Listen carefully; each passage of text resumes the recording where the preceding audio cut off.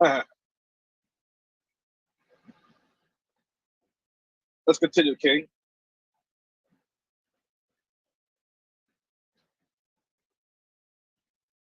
John,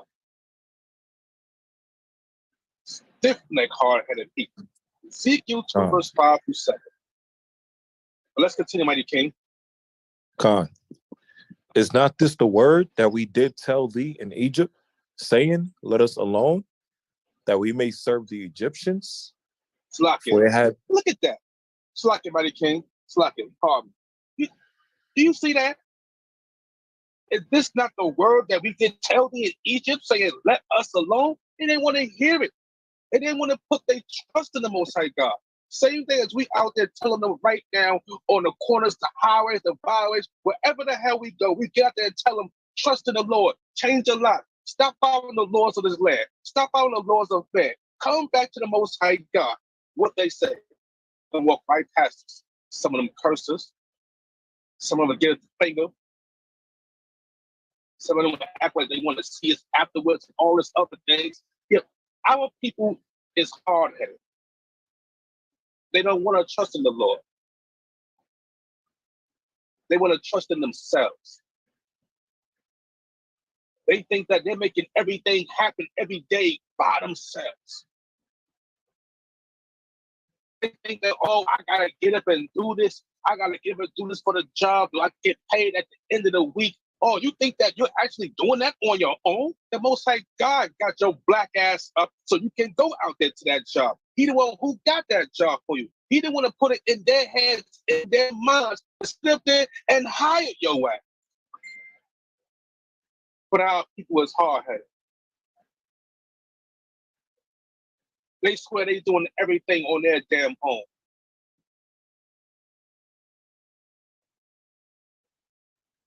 Let's continue, King.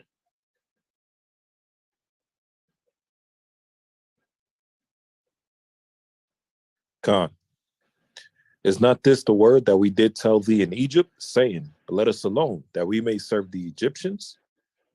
For it had been better for us to serve the Egyptians than that we should die in the wilderness. You see that? You see that? That distrust of the Lord, not even trusting that he's going to get you out of the situation. You see that? They didn't even say, yo, Yahweh, can you do this? Can you do that? Can you please destroy these Egyptians? He didn't say none of that. Already off the top. Man, why I had to go and listen to this guy, him telling me about God when I could be out there eating watermelons and fresh fruit and all this other garbage serving the Egyptians? That goes all the way to the forefront of Maccabees 1 verse 11. These people wanted to make a covenant with the damn heathens. This is what they've done. Because they're not murmuring against Moses. They're murmuring against the Most High God.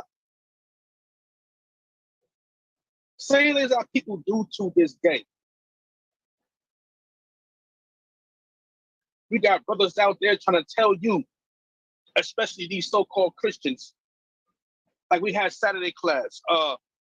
Manessa tried to come up to me and tell me, now I'm going to teach you the truth. I said, oh, you're going to teach me the truth? I said, let me hear it. So he pulls out John 17 verse 3. Talking about Christ. I said, you're cutting yourself. You cut yourself. But basically what you're pulling out, you're telling us about, it has nothing to do with what we're saying and what we're telling you, but you're bringing out something that you don't even understand about. So the next thing I did, I hit him in the head with was 1 John chapter 2, verse 3 and 4. I'm like, how come you don't understand this one? Because you have no understanding. And since you don't have no understanding, like God said here, you are a liar and you will have no truth in you. No truth. You are a liar and there is no truth in you. You can't teach me any truth where you're not following the laws of the Most High God, where you're not trusting him. Trusting that these laws would give you knowledge. You're not trusting it. And of course, it's our people. And to me, I don't know if he was our people. He speaks Spanish at the Spanish accent, you know, but you got those damn degenerative blue eyes. I know Hosea says that Ephraim mixed himself amongst the nations. I know that. But I mean, you got a lot of our people, a lot of Israel that's not Israel. So his mother could have been Simeon or Manasseh. His mother could have been Manasseh, and his father could have been a Spaniard. So we got a lot of that going on right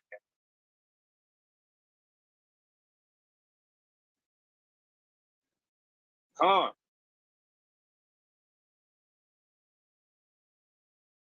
Let's get Exodus 16, 1 through 4.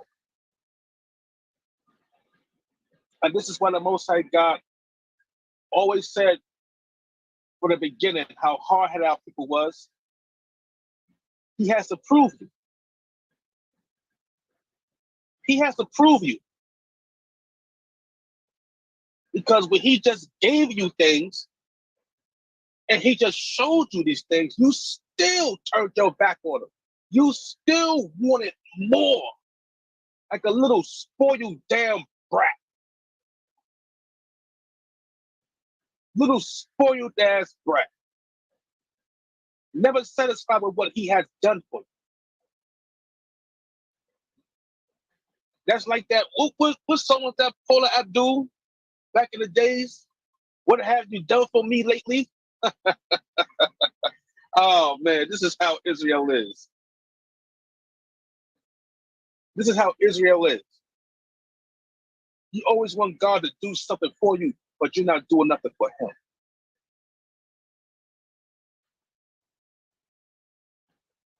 But let's bring that out, Mighty King. Exodus 16, verse 1 through 4.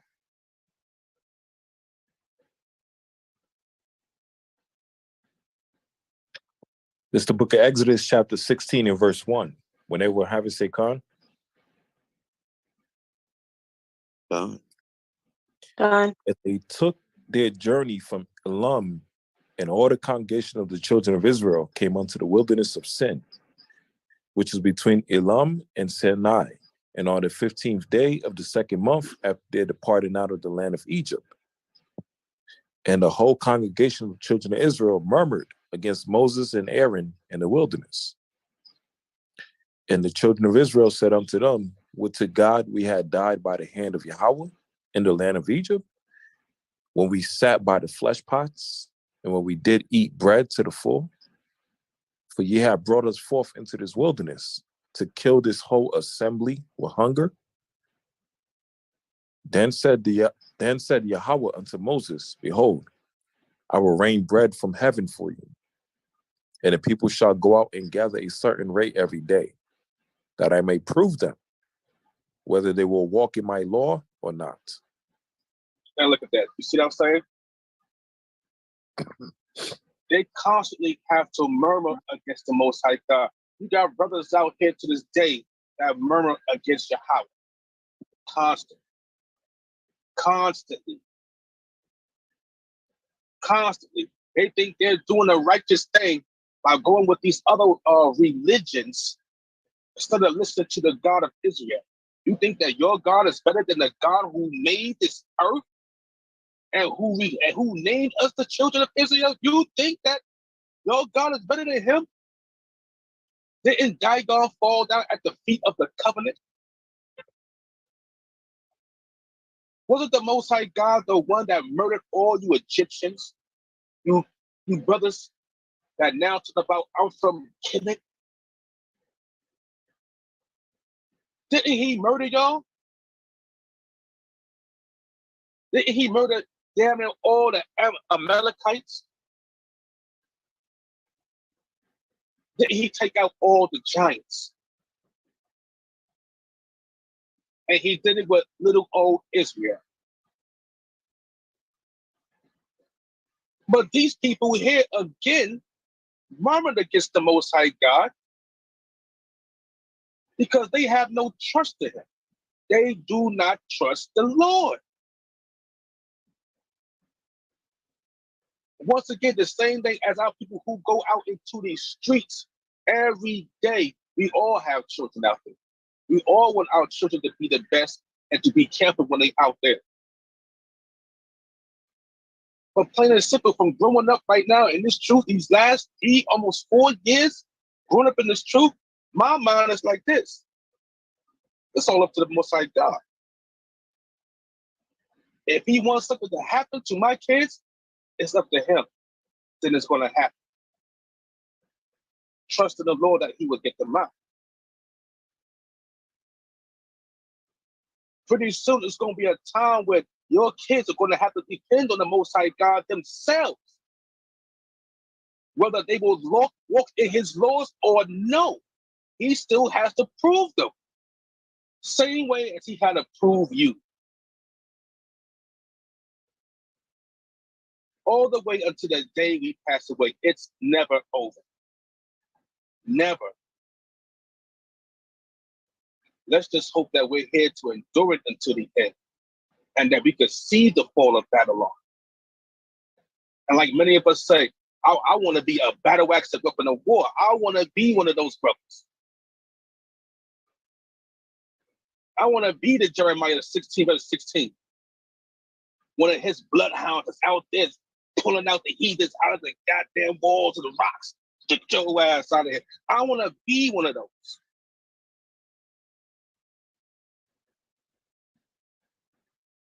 Let's drop down to 28. Exodus chapter 16, verse 28.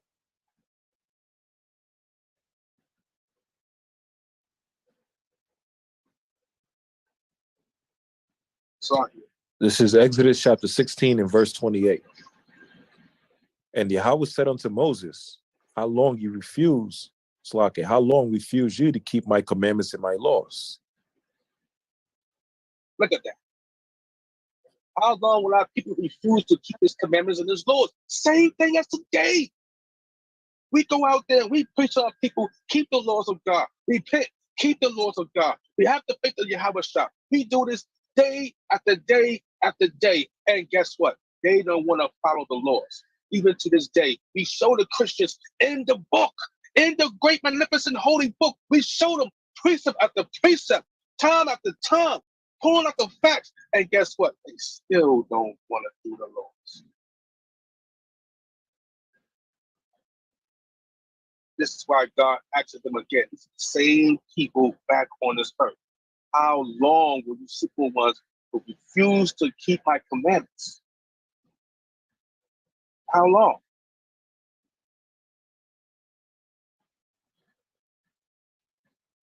Like there's a couple of brothers that we was speaking to, and he said the commandments of dead. These are the so-called Christians on 34th Street. I haven't seen him ever since the Joel Osteen. All praise to the Most High God, Yahweh, man. I'll tell you, he's the greatest.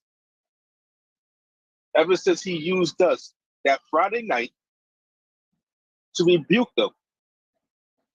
You know, they come outside with they megaphones and they be talking, oh, Jesus love everybody, this and all this. Just bringing out scriptures that don't have no meaning, no understanding. And so it happened, he comes up when I was speaking. So now everything he says, I bring out a scripture to show and prove that he's a liar. And he just kept looking at me at the side of his eye until he stopped speaking. Because again, one of my favorite scriptures is 1 John 2, verse 3, verse 4. If you're not following his commandments, then you are a liar and there is no truth in you. And we've always constantly bring this up because this is the New Testament, which a lot of these Christians talk about. This is all I read is the New Testament. Well, if you read the New Testament, the Most High God tells you if you don't keep his commandments, you're a damn liar. And there's no truth in you. So I don't want to hear nothing you have to say. Them same people are here to this day. From back then To this day, they don't want to keep the commandments. Then we run into the brothers Saturday in the Bronx by Joel Osteen. The brother was shook. Well, he was shocked and threw his hands up in the air like, oh man, not these men again, not these men out here, not these Israelites. He did not want to see us. And you see how Captain's smiling right there on that picture? That's the same kind of smile I had when I saw them too. I'm waiting. I'm waiting. There's nothing you can say to tell me when you're not the laws of the Most High God. And you Christians are hard-headed. Let's continue. Let's get to Exodus 32, 7 through 13. They don't trust in God. They don't understand that you must go through these things. They don't understand that you must trust Him in order to live. Putting your hands in the life of God is the best thing that you can ever do. The best thing. Has He forsaken any of our ancestors by doing such a thing? Noah, Abraham, Isaac, Jacob, the 12 patriarchs. He hasn't forsaken not one of them. Even down to Samson. Even when he was in slavery, he still did not forsake him.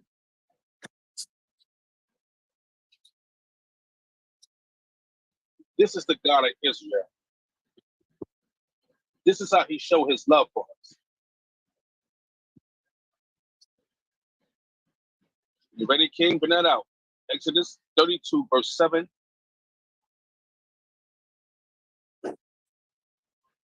Well, 13. Come. It's the book of Exodus, chapter 32 and verse 7. When everyone have it, say Khan.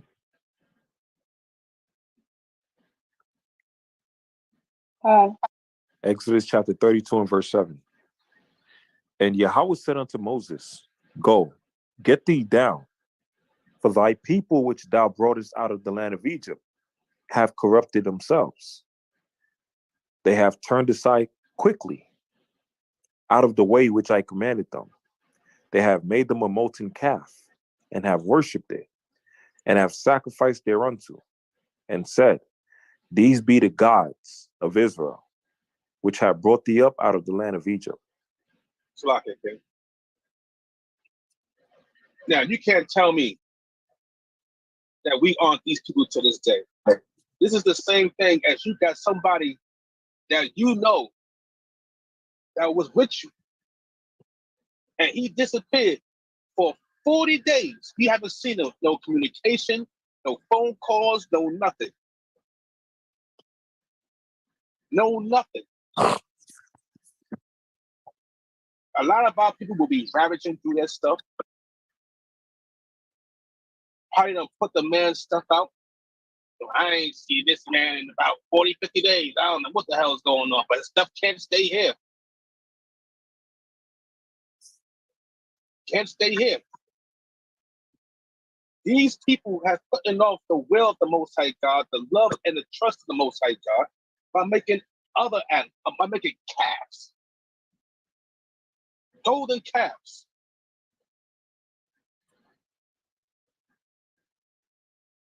The same way as our people do it to this day.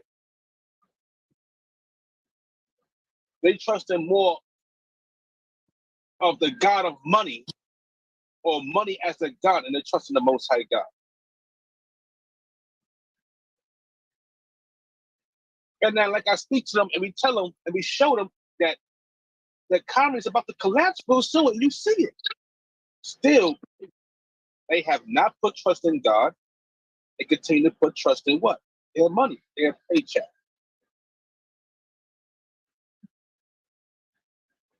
This is the same reason why the Most High God only saved Noah and his 3 sons and their family. The main reason why. Come on. That's their mentality to this day. A lot of our people, they don't want Babylon to burn. They don't want this place to go down. They don't want to be free. They like being in bondage. They like when the Caucasians shoot them in the back, impose wicked laws on them, rape, rob, and murder them every day. They like this. They like this. And their mindset is, as long as it didn't happen to me, I don't care. Oh, that happened to you? Oh, that's fucked up, man. Yo, slocking for the language is, but yo, that's effed up, man. As long as it ain't happened to me, I don't care. I'm gonna keep on doing what I'm doing. I'm gonna keep on smoking my weed. I'm gonna keep on drinking my beer. I'm gonna keep on smoking my cigarettes. Not caring what the Most High God said. I'm gonna keep on eating pork until all that is gone. Then they're gonna have nothing to do but to trust in the Most High God. And it's gonna be a very tough thing to do because then the Most High God will take his hands off the earth. He's not gonna hear. That's gonna be a rough time, boy. Jacob's troubles. Woo. We already in the beginning of it. But watching he ramp it up. Watching it get ramped up. We're gonna see a lot of these so-called Jakes, these so-called black men and women, how they start crying and whining. Same way as they did with the Egyptians. They're gonna start crying and whining, looking for the men of the Lord, but you won't find us. Lord will he put his covering over us, we won't be found.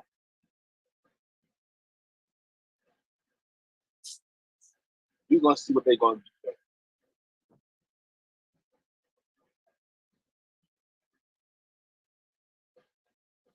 Right? They don't know what's going on. They don't think that God has put his hand against them. They don't think that. Continue, mighty king. I'm gonna pull the scripture up. Exodus chapter 32 in verse 9. And Yahweh said unto Moses, I have seen this people, and behold, it is a stiff-necked people. Now therefore, let me alone, that my wrath may wax hot against them, and that I may consume them, and I will make of thee a great nation. Look at that. Look at that. The Most High got tired of hearing the same thing over and over again. Let's get Joshua 24, verse 15. The Most High God gets tired of hearing that. You don't trust me after all the things I've done for you. That's the same way as having somebody living in your house. In your house, and you protect them and feed them and constantly take care of them. Constantly. And some situation pops up, you don't trust me. You don't trust me. You trust them more than you trust me. And you've been living in my house.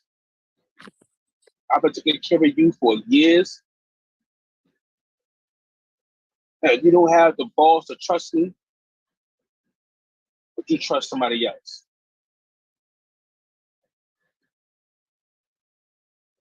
This is what our people have done constantly to this day. And this is who our people are. This is how you know this is our people, the children of Israel. We are these people. We have to go through this every day. Every day. I see Issachar every day whenever I'm pulling up to a truck stop or a warehouse to pick up a load. Every time I see them, there's nothing but Issachar in there. I go in there, I smile, talk to them like the kings that they are, giving them love and respect. But guess what? Them niggas don't respect me. It's like it. They don't trust me. And a lot of them were asking about the scriptures, and I show and prove it. They still don't trust. And it's not just me, they're not trusting. I don't mind that because I know from the past how my people treated it. How we used to treat is a car growing up from the 90s up into the late 2000s. I know we used to rob them every Friday. So I know, I understand that. But when we bring up the scriptures of the Most High God to show you who you are, you still don't trust God? You still don't trust in these scriptures? You still rather be a slave? And our people was hard-headed, man.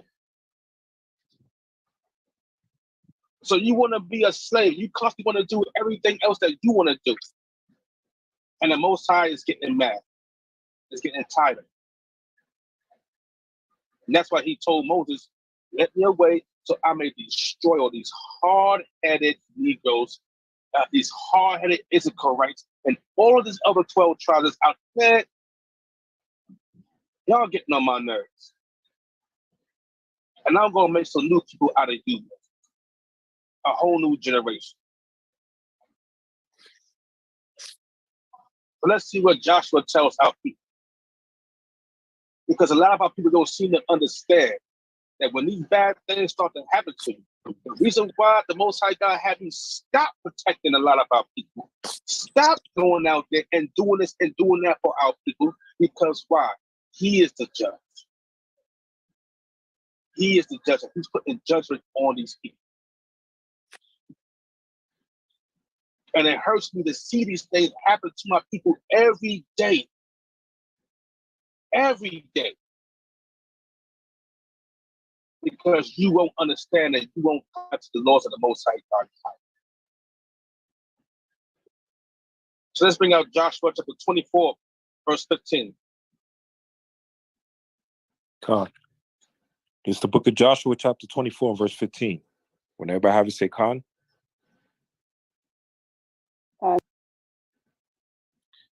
Joshua chapter 24, verse 15.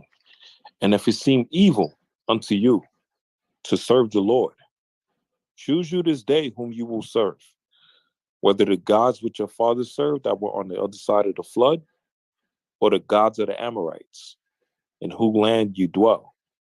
But as for me and my house, we will serve Yahweh. God. As for the house of Israel, we will serve Yahweh. Every last one of us here, we try to follow his laws, try to keep it in our hearts. We try to make sure when we walk, we're not being hypocrites. We're not being a Christian. We're not being a Muslim or a 5%. These are nothing but hypocrites. They say they love the Lord, but their heart is far from it. We're not trying to be like that. Let's jump down to 20. Verse 20. If ye forsake Yahweh and serve strange gods, then he will turn and do you hurt and consume you. After that, he have done you good. You see that? He could do you good, but he's going to do you some hurt. What God do you know that's going to do you hurt? Who's going to bring the pain? This is Yahweh we're talking about. This is not a statue. This is not a rock. This is not a cross. This is the God of Israel, the God of creation. This is Yahweh. He will do you hurt if you break his commandments. See, we understand that. We understand that. But the so-called Christians don't. Remember, they're taught at the first half of the book, not even the first half, how can I say it? More than half of the book is garbage and done away with now. All they read is a little 1/4 of the end of the book. And that's from Matthew down to Revelation. And even when they read that, they still don't get no true understanding. Why? Because again, Revelation 22 verse 14 tell you, blessed be those that keep my commandments. And I'm going to have to do something on that too. I pray for Most High God, man. I hope he give me the knowledge and the strength and the endurance in order to search out those 3 laws that Christ has given, those 3 so-called new laws that Christ has given out people to do. Because this is what a lot of these so-called Christians and apologetics try to say that, oh, I follow the laws of Christ. But you don't know that these laws are already written by Yahweh.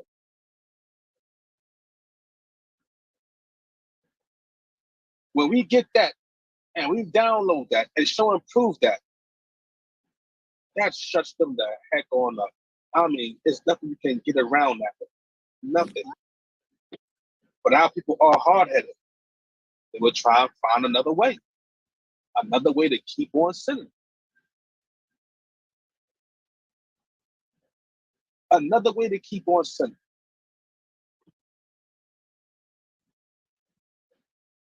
Let's get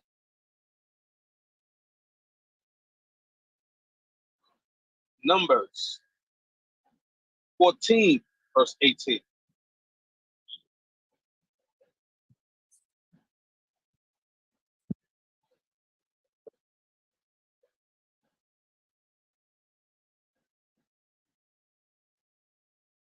Our people do not want to put their trust in the Lord.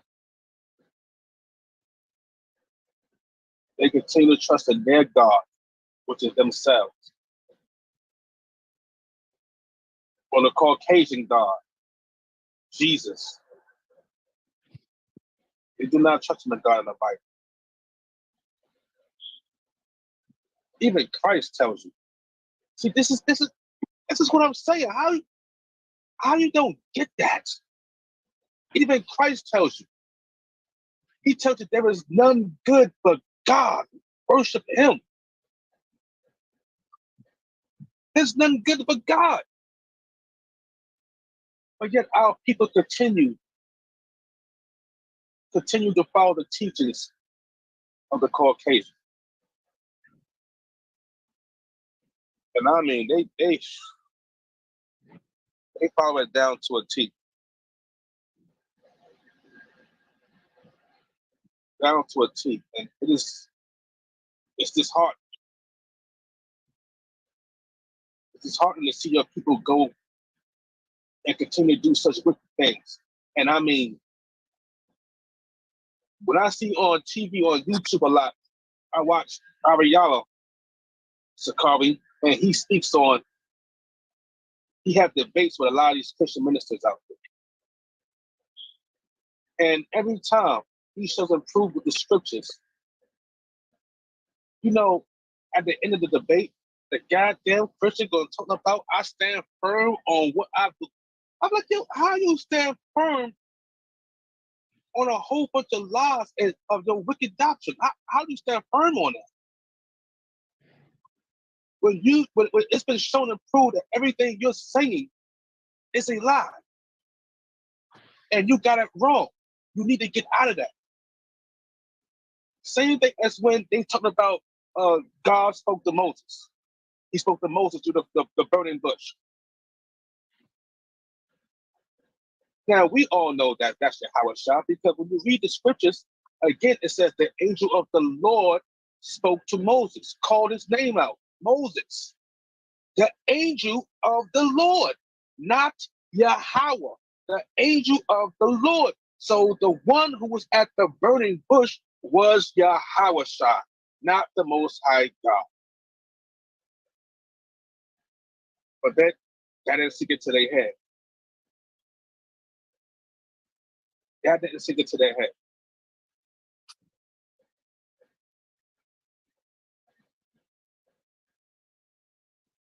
Let's bring out Numbers 14, verse 18.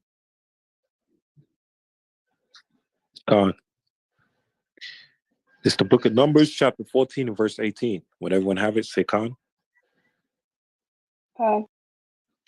Numbers chapter 14 and verse 18. The Lord is long-suffering and of great mercy, forgiving iniquity and transgression, and by no means clearing the guilty, visiting the iniquity of the fathers upon the children unto the third and fourth generation. Salakia. See, that's even in the Ten Commandments. Exodus 20, chapter 1, verse 5 and 6. That's even in the Ten Commandments. You don't trust me, you go against everything I say, you defile my temple, you defile my land, you defile my laws, you profane my holy name wherever you go, I'm going to kick your behind from you to your children,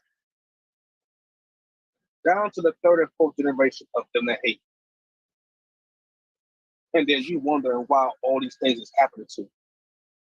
Oh, just because it ain't happened to you all at once. Nah. The Most High God, what he has done so far, he'll kick you behind right now and then wait to see if you're going to repent or you're going to go and seek his judgment. A lot of our people don't repent after they got their behinds kicked. Or they might say, thank you, Jesus. Not saying thank you, Yahawashi. Not even, what I mean by that is when they say that, they're not actually saying thank you to the actual Son of the Most High God. Because, in their mind, their Jesus is white, blue eyes, but brown, permed out hair. Looking like a homosexual. Sweeter than tarts. I mean, that's just the sweetest looking picture I ever seen of a wicked Edomite. And he's supposed to be the Son of the Most High God, Yahweh. When we all know Yahweh is a man of war. So if he's a man of war, then how would his son look? His son is going to look like a man of war. Same thing as you guys look when you're out there on the highways and byways, when you're dressed up in your proper attire, when you're dressed up in your garments, what do you look like? You look like a man of war.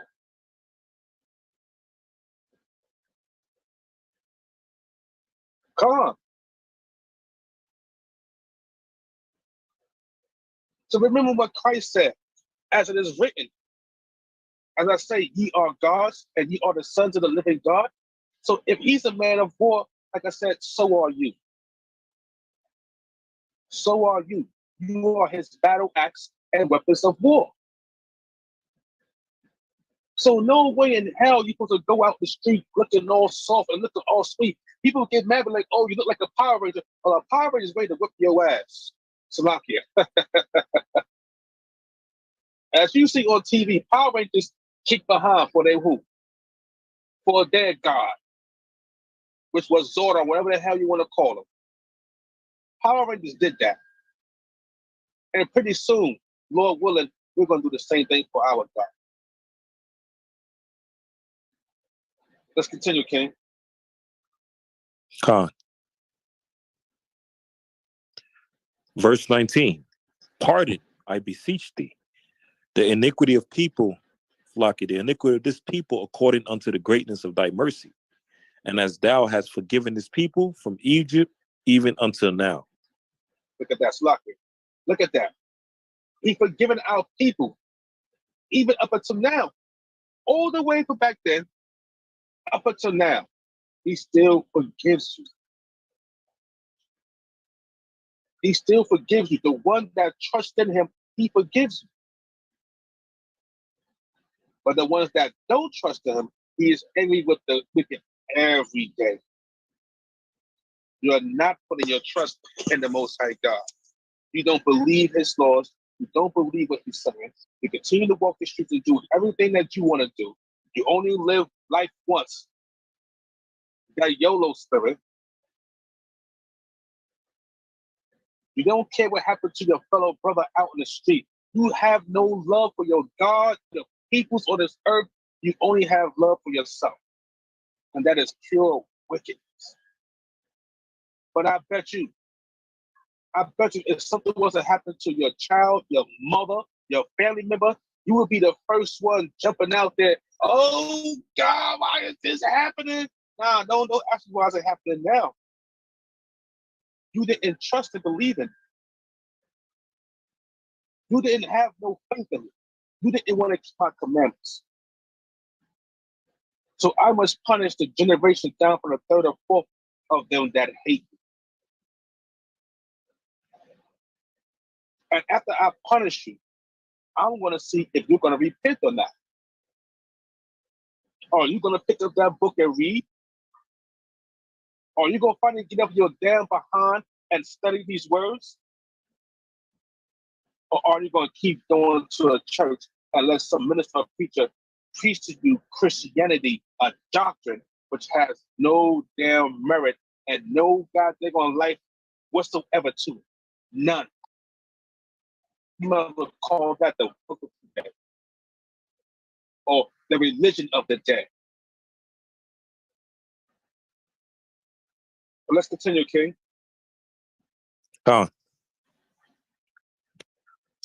And Yahweh said, I have pardoned according to thy word. But as truly as I live, all the earth shall be filled with the glory of Yahweh. It's locking. But as he lived, and what do he mean by that? When that time comes, this earth will be filled with the glory of the Most High God. I mean, when he cracked that sky open, when you see the real chariots come out, not these fake ones that the government is trying to make or Esau's trying to make us fly through the sky, just zoom, going here and there. Nah. Because remember, he tells you the devil is trying to make himself as a being of light. So he's copying everything that the Most High God has done. He's trying to. So when you see those real chariots out there, the ones that sit in the sky, that's supposed to be a star and just sitting there and it's blinking red, yellow, green, and vibrating, ain't no damn star or no earth or no sun is blinking colors like that. We know better. We know better. And it's not a damn plane because it would have been gone already. The plane has red, white, and yellow, got red, white, yellow, and blue markers. And they blink constantly and while it's going across the screen. These are standing there, staying there. And then sometimes it just disappear out of nowhere. Like they want you to know that they're there. Yeah, we see you. We see y'all trying to do the work for the Most High God. He has not forgotten. He is long suffering. Keep up your job. We see you sisters out there, you women out there who are keeping yourself modest apparel, keeping the faith of his son, keeping the law, statute, commandments. We see y'all out there. We see our brothers and sisters. Let's put it that way. Because that's what the angel told John the Revelator. I am thy fellow servant, thy brother. Thy brother. You are a brother and a sister of Christ. You are his family. And they're here to protect you. They see you. The Most High God has not forsaken us.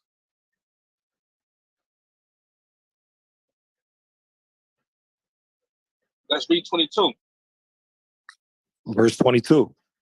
Because all those men which have seen my glory and my miracles, which I did in Egypt and in the wilderness, and have tempted me now these 10 times, and have not hearkened to my voice. God, same thing as today. Our people seeing their loved ones get splattered, murdered, destroyed. And by the grace of the Most High God, he's showing you who did it. They're giving you a way out, a way of mercy. How can I say this? He tried to rekindle your heart. Say when you went through a bad relationship or something, for somebody, the Most High God will send you to someone to what? To fix their heart up again, to make amends. But you got the ones out there that don't give a damn, because I used to be like that. Once something went wrong, I got to take it out on everybody. I got to go out in the street and make everybody pay. Everybody got to suffer. And it was more worse for me to do such a thing, especially coming out of the city, out of the jail system, after I was just in there studying, reading a book like a Christian. And it's crazy because I have more trust and faith in him at that time because I'm in the system. And then when I come out, go out, and all those words go around my head and back out this way, and I'm back at doing the same thing I did before and get back into the jail system. And my mind is, I gotta make everybody pay. Everybody gotta pay for my stupidity, my anger, my pain. Everybody gotta pay for this. Like how Martin said, you brought that on yourself. You brought that on yourself. So I'm thankful he woke me up to let me understand. Stop doing the things that you're doing. Trust in me. You trusted me before. Trust in me now. I got you. But the fools that still do not trust in me, after I just showed you mercy, after something went bad at your job, and all of a sudden I gave you something good out of it, and you still don't come back to me. You might have lost a son or a daughter, and he gave you another one, and you still didn't come back to him. He got something for that behind. Let's read 23. Verse 23. Surely they shall not see the land which I swear unto their fathers, neither shall any of them that provoke me see it. Look at that. Look at that. They're not coming. They're not going to the promised land. You keep on following, our people keep on following white, Caucasian, pedophilic Christ. Our people keep on following the Rock, Allah. Our people keep thinking, what's today's mathematics, King? What's today's mathematics, God? Knowledge born. Matter of fact. And that's funny because that's today's mathematics. Yesterday was knowledge wisdom. Oh, man.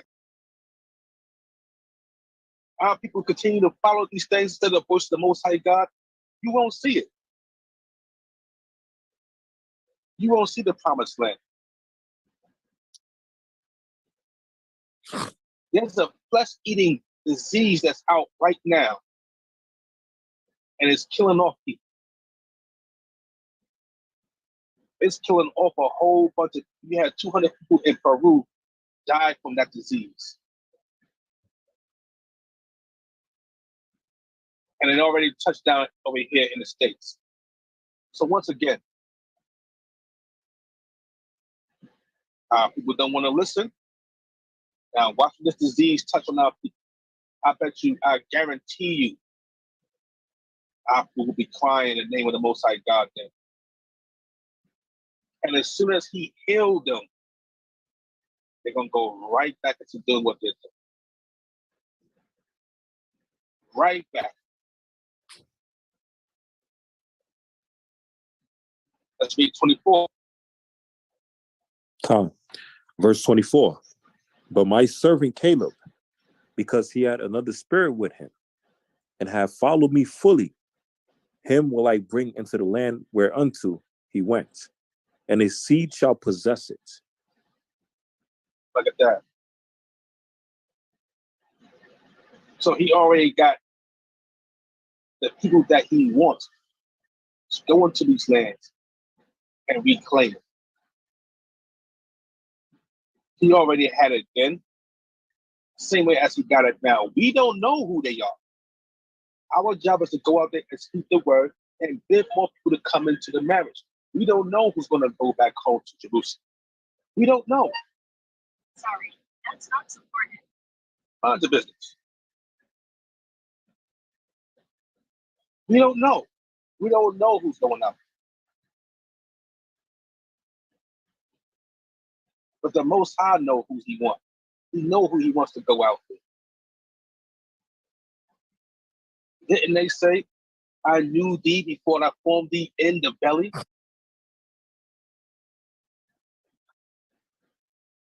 He knew exactly which one he wanted to fertilize that egg in order to form the body or the being or the female or the man, whoever it is. He knew what he wanted. He knew which one he wanted to fertilize that egg inside of the woman.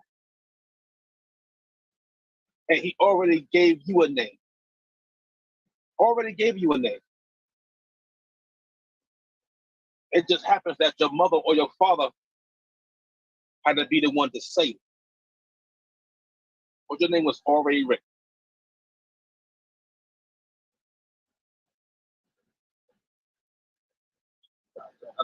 How was that?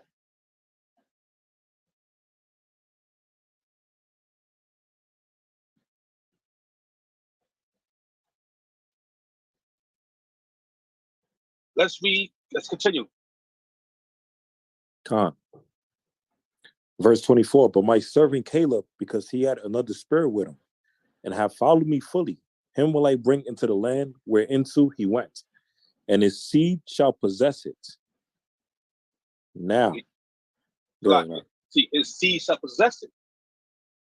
These are the brothers and sisters that trust in the Most High God. He trusts in God. He never had turned his back on God. Never. Not one time. And this is how we have to be. This is how we have to move. We see the perilous times out there. We cannot turn our back to the Most High God. Do not turn your back on the Most High God. You've been here this far. You've been going strong, doing righteous things for the Most High God. You've been enduring. Keep it up. Keep it up. You got this. You are that gold that's being tried in the fire. You got this. Don't let the world and the powers of the world change your mind about the Most High God. Don't let them take you out of the ornament or the element of trusting in the Most High God. You trusted him this far, keep it up. Don't stop now. Continue, King. God. Now the Amalekites and the Canaanites dwelt in the valley. Tomorrow, turn you and get you into the wilderness by the way of the Red Sea. And the Lord spake unto Moses and unto Aaron, saying, how long shall I bear with this evil congregation, which murmur against me? I have heard the murmurings of the children of Israel, which they murmured against me. Salakia. Oh. You see that? He got tired of him then, and he's getting ready to get tired of us now. He got tired of it. So he's asking, how long should I bear with these evil people? How long? But remember, he's long-suffering and merciful. But there's going to be a time when that mercy, that time is up. You showed and proved that plenty of times. You showed somebody some mercy. You gave them some time to come back, repent. You gave them time to make amends for the wrong they have done you, and they ain't do a damn thing. But guess what? So, alongside God, this is how you know you are his children. In the same way as he asked that question, he's asking the same thing. And pretty soon he's going to wreak vengeance on our hard-headed people who don't trust him. These people don't trust him. After all the things he showed them, gave them food, gave them quails, he gave them raiment, he destroyed the Egyptians in front of them, he freed them from bondage, they still don't trust him. How can you not trust a God like Yahweh after what he just done? How you can't do that? But this is why you're different. Because you trust him. Otherwise, you wouldn't have made it this far. Let's continue. Say unto them, as truly as I live, saith Yahweh, as ye have spoken in mine ears, so will I do to you. Your carcasses shall fall in this wilderness, and all that were numbered of you, according to your whole number, from 20 years old and upward, which have murmured against me. Block it. Your carcasses shall fall in the wilderness. See what I'm saying? Right now, this is a wilderness to us. To this day, this is a wilderness to us. Our children are outside. Their carcasses are falling all over the place. After a party, some now are just getting shot anywhere, wherever the hell they going. It doesn't even matter anymore. Their carcasses are falling all over this wilderness. All over this place. But the Christians can't tell you that because they don't read this book. Remember, they don't read the Old Testament. So what happened before is happening right now. The same thing. The same exact thing. These people do not trust in the Most High God. So now guess what? Their bodies are dropping everywhere and anywhere by the wayside. And now he's bringing in diseases on their behalf. Is that enough? We killing each other, or they killing each other out in the street. Now he got diseases on. And they still do not trust in the Most High God. They still think that is the way that is how they living, or how can I say it? It's how they're moving in these streets. It's how I'm moving in these streets that these things are happening. Boy, you gotta move this way. Now, I mean, you gotta be by yourself. You gotta follow the code. You just worry about you. Now, I mean, nah. You gotta come at these statutes, laws, and commandments. Now, I mean, you're gonna search for your God and seek out and seek His judgment. Now, I mean, this is what you have to do. Understand why these things are happening to you and your people.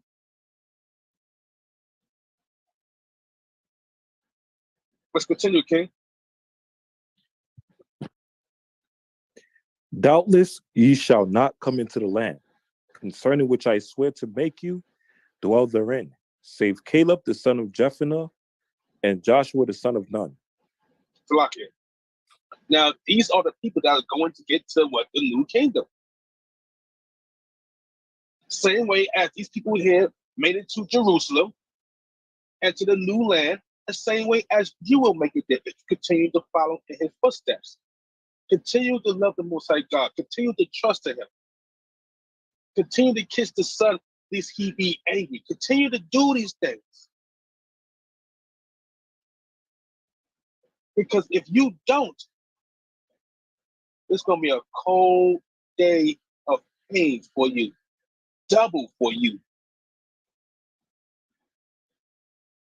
Remember what He said in Joshua 24. Remember what He said in Joshua 24 verse 20. I will do you hurt. Who the hell wants God to do them hurt? He bring that pain that can't get quenched unless He decides to quench it. I don't want none of that. None of that.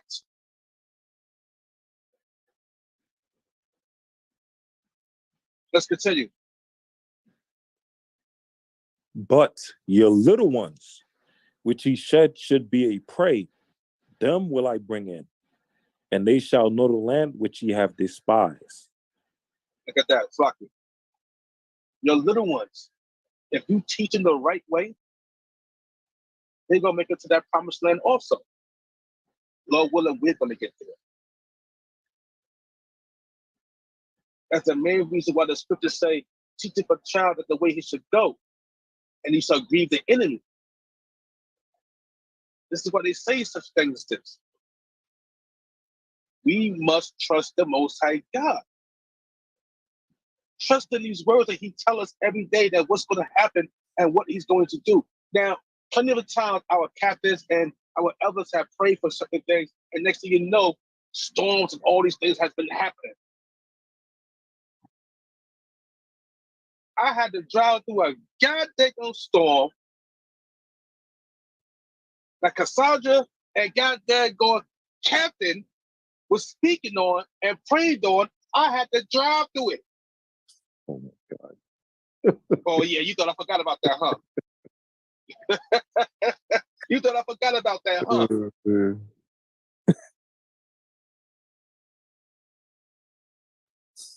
I had to drive through this. But I didn't worry about it. Why? For some reason, not some reason, I trust in the Most High God, and he gave me the utmost confidence to drive that big 18-wheeler through that goddamn storm. And you could see the hail coming down and how it was hitting on the windshield of the trucks, and all the other trucks are pulling over. They're pulling over by the side, wayside. Everybody pulling over. I'm still going, and I can see it in my rear view mirror. That rear view mirror stuck here. A convex mirror, because that's what it calls the side of the tractor. The mirror there, you got a small mirror right there in the bottom. A small mirror in the bottom, and got the big convex mirror on the top. So I'm looking at the back, and you can see the clouds, how thick it was. It looked like the clouds are touching the earth. And you can see the darkness of that storm, the thickness of the clouds. And you see everything back there just pulling up side by side. And I'm just going straight through the crowd. I'm going straight ahead. I'm getting out of the storm.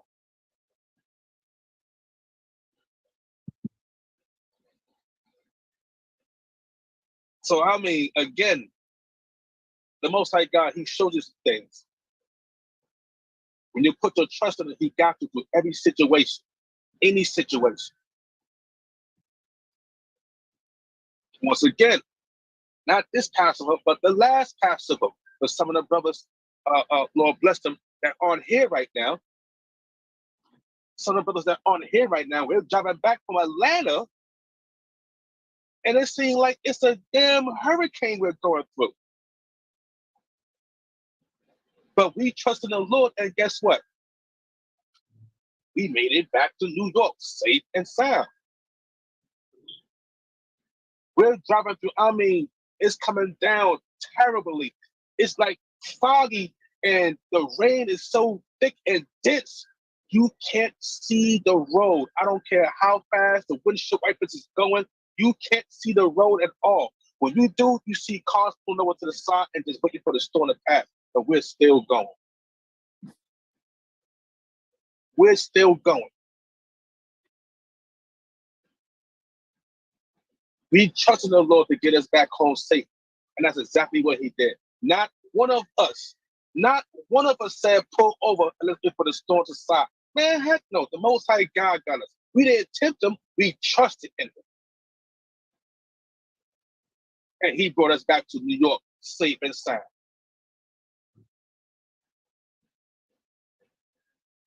God, they're going, brothers, the elders, the captains, praying for a storm, and I had to go through it, man.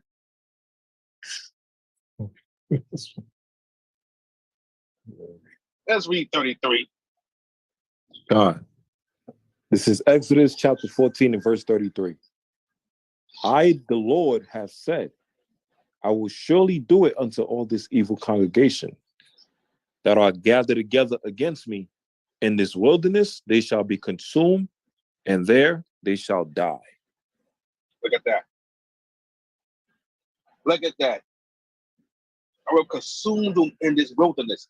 Remember, this is not our rest. This is not our home. We're in this wilderness. And our children and our people who do not trust in the Lord, they are going to die. Just like our ancestors back then. They are going to die.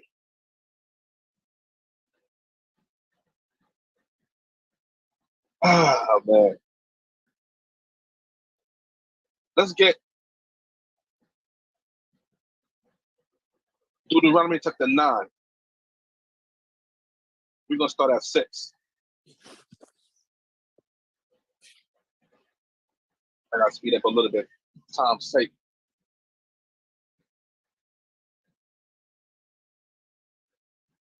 I got it. This is Deuteronomy chapter 9 and verse 6. Whenever we have it, say Khan. Deuteronomy chapter 9 and verse 6.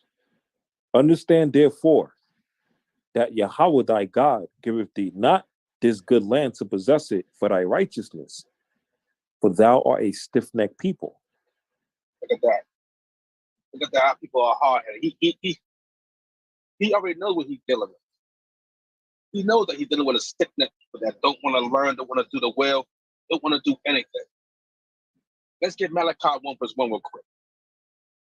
And we're going to read down to 3. This is a stiff-necked people who claims they don't believe that God loves them. You got a lot of foolish men out there who say something like that. A lot of them. A lot of them talking about, oh, this was written on the walls of Egypt. It's nothing but a bunch of stories, or this is a fable. Y'all got it from us. Nonsense like that. Our people are stiff-necked and hard-headed. Stiff-necked and hard-headed, very.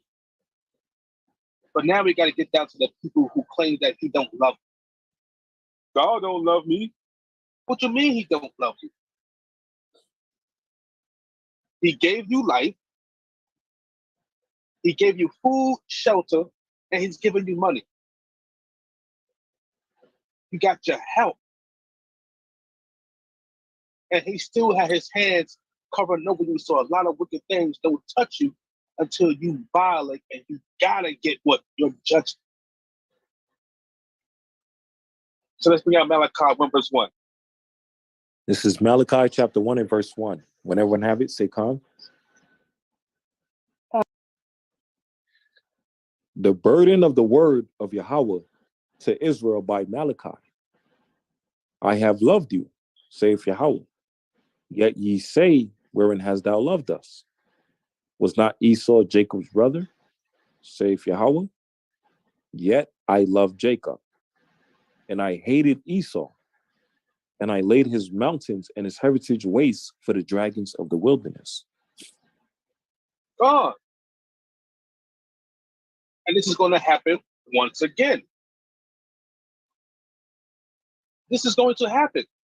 Our people to this day ain't talking about, what is that book? That's a white man's book. What has that book done for me? There ain't no God. God ain't do that. I did that. Like, how you? But then you got to ask them, if you're God, to save your people. If you're God, stop that goddamn cracker from locking you up. Stop the Caucasian man or Esau from locking you up. Stop him from pulling you over. Stop him. Stop him from shooting you in the back or chasing you down. You can't do no such thing. And I can't stand when they say that. It irks me. It irks me. I had a couple of people telling me God don't love me. I said, why he don't love you? Because what? You ain't saying nothing. Because of certain situations you went through in your life? Like, nah, that's called judgment. What have you done for him? What, he got to keep doing things for you? When you going to get up your behind and follow his statutes, commandments, and trust him? When you going to do that? And then they got tired. Not got tired, but they got confounded. Looked at me and walked away. Yeah, I bet you. Because you see, once again, Isaiah 50:81, cry out loud, spare not. I'm not going to spare your feelings. Stop coming at the Most High God like he ain't do nothing for you. He done everything for you and can do more, but you ain't do a damn thing for him. That's the hard-headed, stiff-necked garbage about people. You swear somebody always got to do something for you. Get up your black behinds and do something for the Most High God. Fight for his righteousness. Fight for his laws.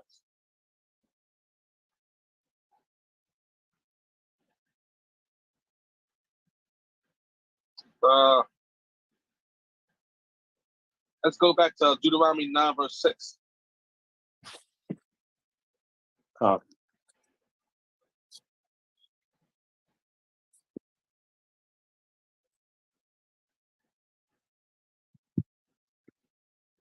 going to start at 7. This is Deuteronomy chapter 9 and verse 7. When everyone have it, say Khan. Deuteronomy chapter 9 and verse 7. Remember and forget not how thou provokest Yahweh thy God to wrath in the wilderness, from the day that thou didst depart out of the land of Egypt, until ye came into this place. Ye have been rebellious against Yahweh. Look at that. You've been rebellious against him. You provoke him. Our people constantly provoke the Most High God every day. And you're lucky. You're lucky that he don't change. Miyachaahlah 3 verse 6. You're lucky he don't change. Otherwise, he would have been consumed. He would have been destroyed. I remember he told Moses, leave me alone so I may destroy these people and make a nation out of you. He was getting tired of the nonsense back then. Even though he made us and knew that we were going to be this way. But just to go through that feeling, like, man, you're nothing but dirt, flesh and bone. How the hell can you be so stiff-necked and hard-headed? So pompous. How can you be that way? How can you go against a God that created you?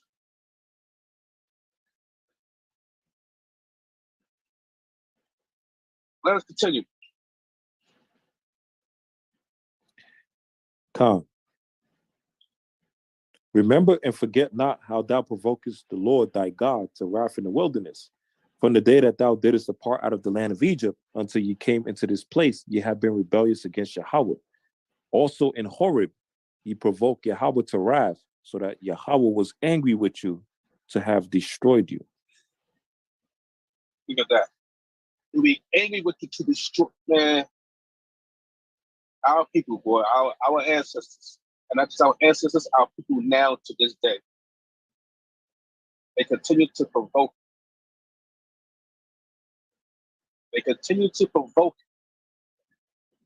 They don't understand that he's the one that's bringing this terror upon them.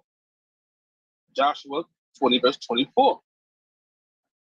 I will do you hurt. I mean, if that word, if that line right there don't put some kind of shivers in your body, I don't know what the hell will. I will do you hurt. Nigga, I will hurt you. That don't sound like an Edomite speaking. That don't sound like a Persian. That don't sound like a Moabite or Ammonite speaking. That sound like Jake talking. Nigga, I will hurt you. Plain and simple. Play with me, I'm going to hurt you. Let's continue, King. And Salakia, when the verse in Exodus talk about your carcasses shall be in the wilderness, like Jake said, I'm about to body. Like Jake said, I'm a body. Come on. Right? This is how we know. This is our book, our ancestors. This is how we know. The way how he speaks about it, the way how he gives us way to translate it and bring it into modern day terms. All of these so-called ebonics comes out of this book here. All of our phrases of how we speak and how we talk and how we move comes out of this book right here. So if we get everything out of this book, well, our people, they'll take. So when we don't pay attention that we getting phrases out of this book and using this book for everything that we say, then what the hell makes you think that none of the curses or none of the pain is going to come upon us? We use it for everything else. The truth of this word is going to hit us. The pain of this book is going to hit us. But our people, they don't want to listen to that. Our sister says, lock in.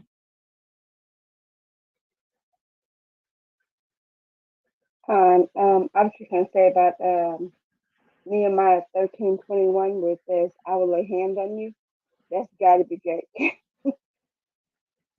Come on, you see that? Let's bring that out. What the sister said, Nehemiah 13, verse 21.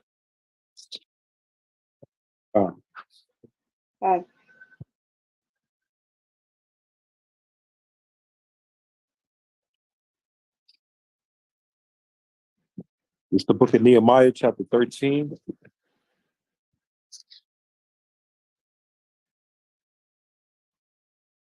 Nehemiah chapter 13 and verse 21. Whenever I have it, say Khan. It says, Then I testified against them and said unto them, Why lodge ye about the wall? If ye do so again, I will lay hands on you. From that time forth came they no more on the Sabbath. God. A lot of our people don't understand that a lot of our sayings come from this book. A lot of our ebonics, our so-called slang or literature, comes from this book. Comes from this great book. And if, like you said, it's said, if that ain't Jake, I don't know what the heck is. Because these young kids use that slang to this day right now. Yo, boy, I'm gonna put hands on you, boy, don't make me put hands on you. They don't know where they getting it from. It's right here in the scriptures.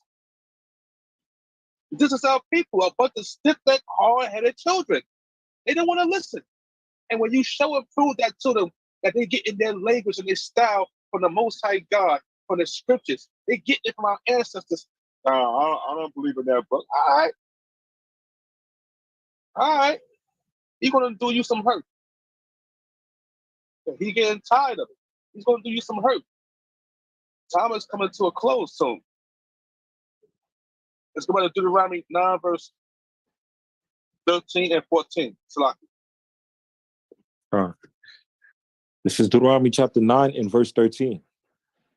Furthermore, Yahweh spake unto me, saying, I have seen this people, and behold, it is a stiff-necked people. Let me alone that I may destroy them, and blot out their name from under heaven. And I will make of thee a nation mightier and greater than thee. Look at that. Now, we were just speaking about that. And he's telling you again that he's getting ready to kill every damn body. Genocide. Who do you know that speak like that? When Jay get mad, I'm going to go in here, I'm going to take everybody out, I'm going to kill everybody in this damn house. Keep playing. They keep playing with my money. They keep playing with my cash. This is what Jake be saying a lot of time. As a game maker, I used to hear this all the time.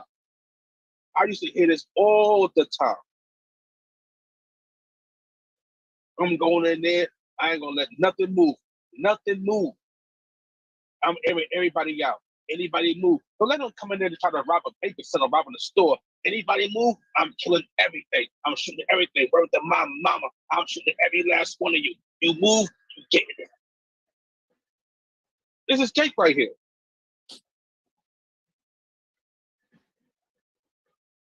I will destroy everything.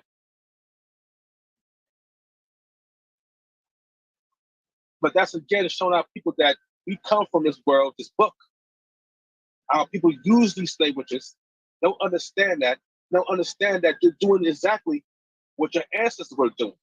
And that's breaking the laws of the Most High God. And he's getting tired of it. He's going to destroy our people. Mass genocide.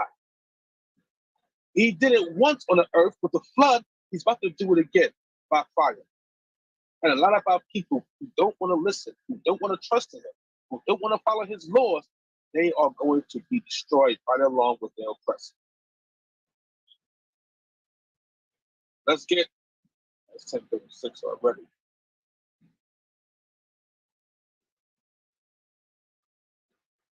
I gotta jump down and get ready to end it soon. Let's get Wisdom of Solomon to the 3 verse 9. Wisdom of Solomon 3 and 9. Matter of fact, let's get Malachi 3 verse 17. Because Malachi 3 verse 17 is us right here. The ones who fear the Lord, we speaking to each other. We're constantly warning each other. God, we constantly trying to keep ourselves standing uprighteous in his will by keeping his laws. We always trying to big up our brothers, big up our sisters. Keep going. I know you got this. I know you can do it. This is your spinach. Eat it to get strong. This is your vitamin G. These are the words of Yahweh. You must endure to the end. You must eat this book, this bitter scroll. You must eat it. It's going to taste like honey, but be bitter in your stomach. Or the new phrase now is, my nigga, my nigga, my nigga. My nigga, my nigga, my nigga. That's the new phrase to even where Eve is saying it constantly. Eve is saying it constantly.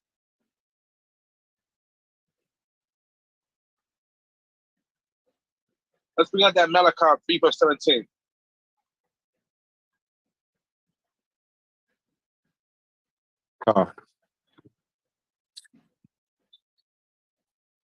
It's the book of Malachi, chapter 3 and verse 17. When everyone have it, say Khan. Malachi chapter 3 and verse 17.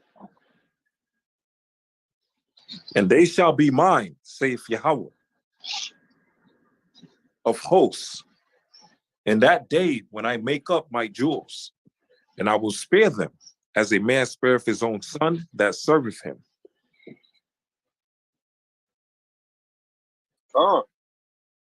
He's going to spare us. You see that? All the pain that we brought, all the disrespect we have done, he winked at it. He's going to spare us. Just like how you were spared from whipping your kids behind a certain time, he's sparing us right now. And like I said, a lot of us to this day are still getting judgments for sins that we did in the past.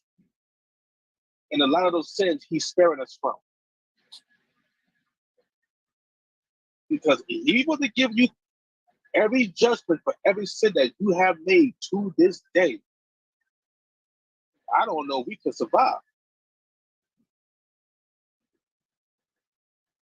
Who the hell can survive for any of Yahweh's judgments? I don't know.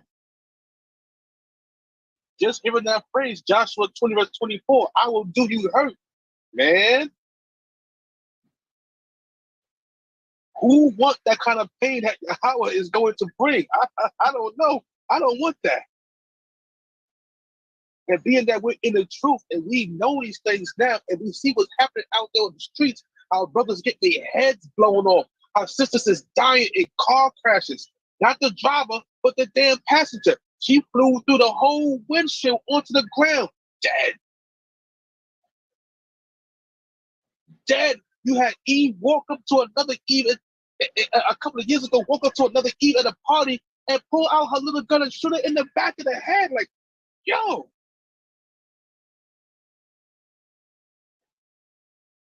Like I said, I don't know if we can survive.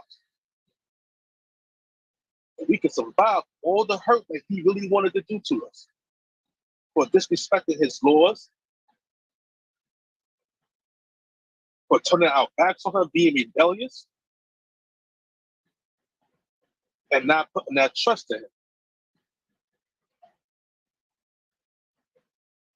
That's why I said, man, you gotta trust in the Lord, man.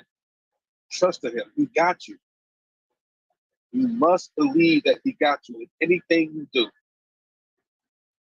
long as you do it for his glory, his righteousness, he got you. He will not forsake you. Let's get Wisdom of Solomon 3, verse 9.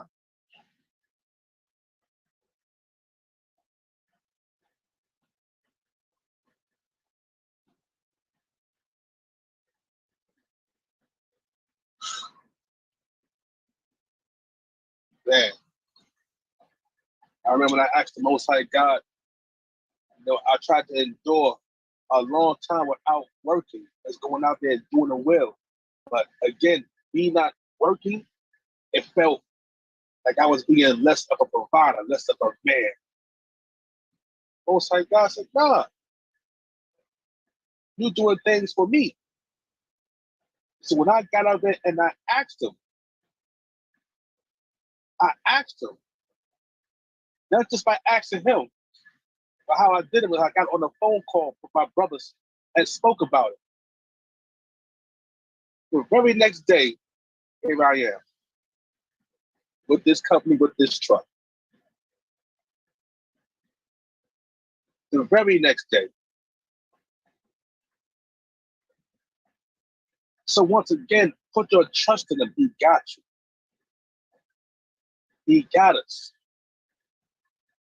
We just have to deal with things coming this way and trust that he got us and he will find a way to get us out of it.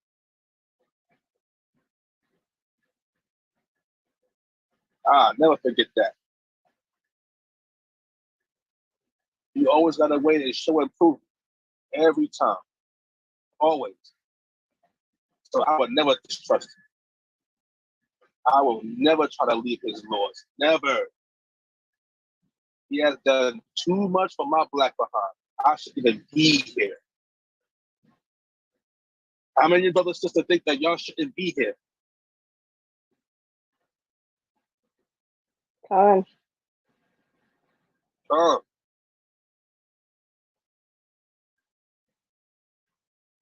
He's a merciful and great God. You have to love him. Let's bring out that Wisdom of Solomon, Cap, verse 9. I'm Bashar.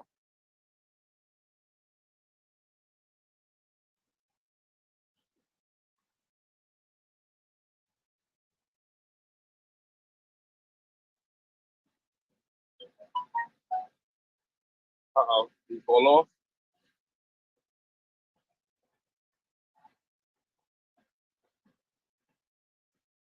Let me get that real quick. Wisdom of Solomon, chapter 3, verse 9. Blocky, can you hear me? Come. Yeah, I was on mute. Wisdom of Solomon, I done read almost to the next verse. Blocky. Wisdom of Solomon, chapter 3, verse 9. They that put their trust in him shall understand the truth, and such as be faithful in love shall abide with him. For grace and mercy is to his saints, and he hath care for his elect. You understand? Put your trust in the Most High God, and you shall understand his truth. You shall understand these scriptures. You shall understand the visions that he bring out to you. You shall understand why these things are happening on this earth. Why our people are going through this. Why is he got putting out there showing that Yahushua was black and some of his I can't call it his artifacts. Why is he doing that? Why the Jewish people right now can't stand footing for what he's doing? Why? Why is the children of Moab ready to fight the children of Esau? Why are these things happening? Put your trust in him and understand his truth will be revealed to you. And that's only for who? His saints and his elect. Let's read 10. Verse 10.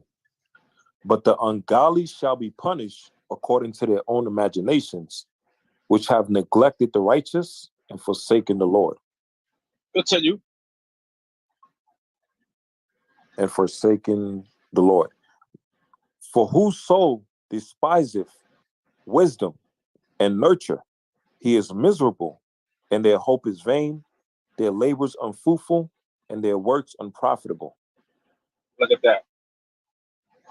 They are miserable. They are miserable. They don't have no hope, no salvation. These are your so-called drug dealers, gangbangers, crackheads, dope fiends. These are all these people out there to this day who has not come back to the laws of Most High God. I mean, since I've been with the Most High God, of course I might have some time. I'm like, yeah, I wish I could get this, I could do that. But I'm not down. I'm still happy that I'm here doing His will. I'm still happy that I'm able to walk these streets or drive this truck. Now I might hate this kingdom. Yeah, we all hate the kingdom, the captivity of our kingdom. We all hate this. We all hate this.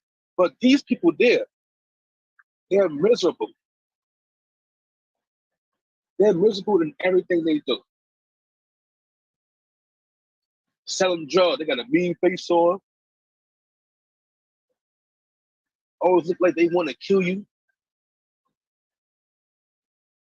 They ready to beat up a guy they gonna crackhead if he's $1 short.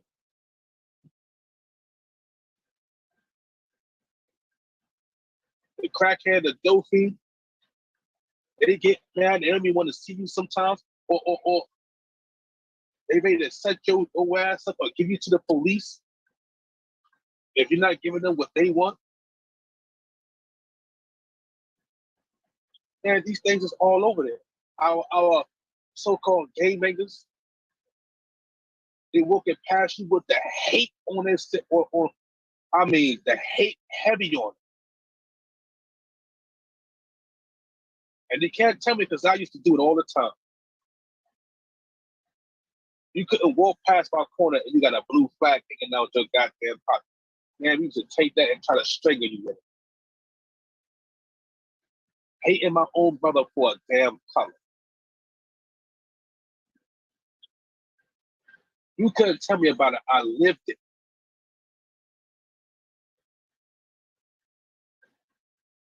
Miserable.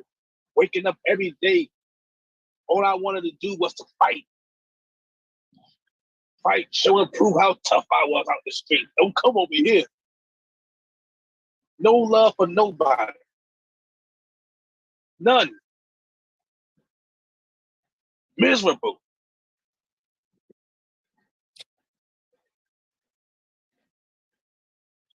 Let's get Psalms 18 verse 30.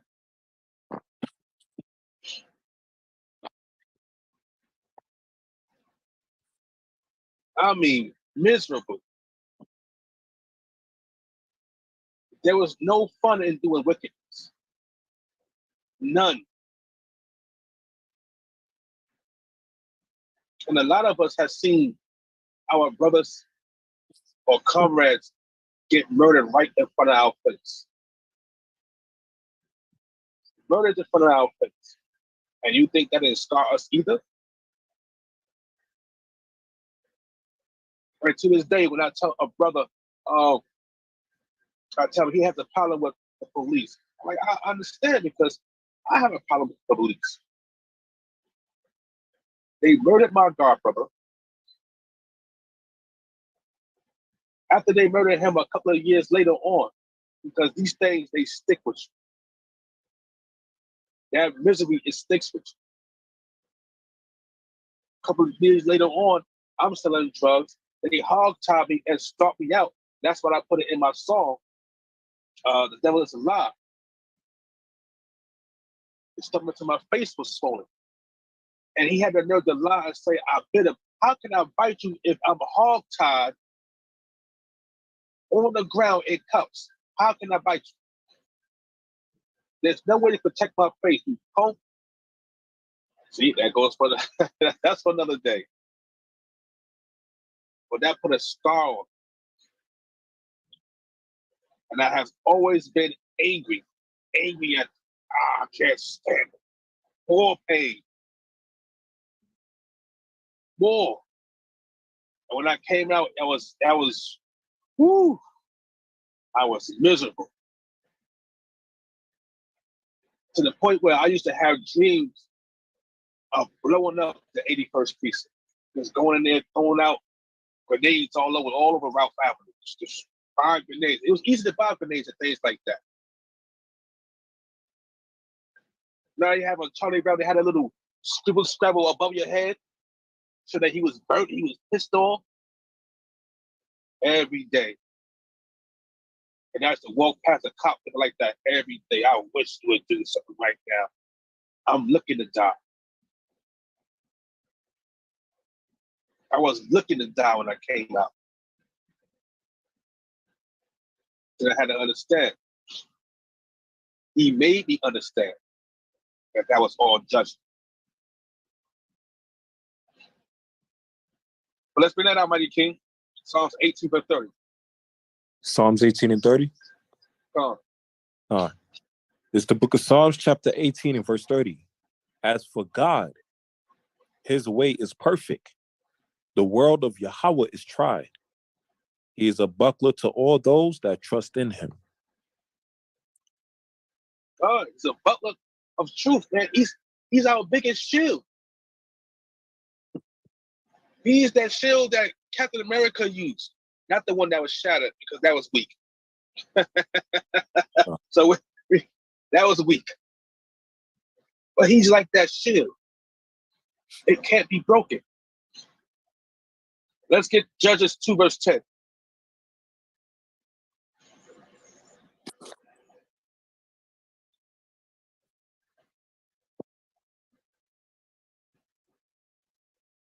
Like I said, man, it's a wonderful thing.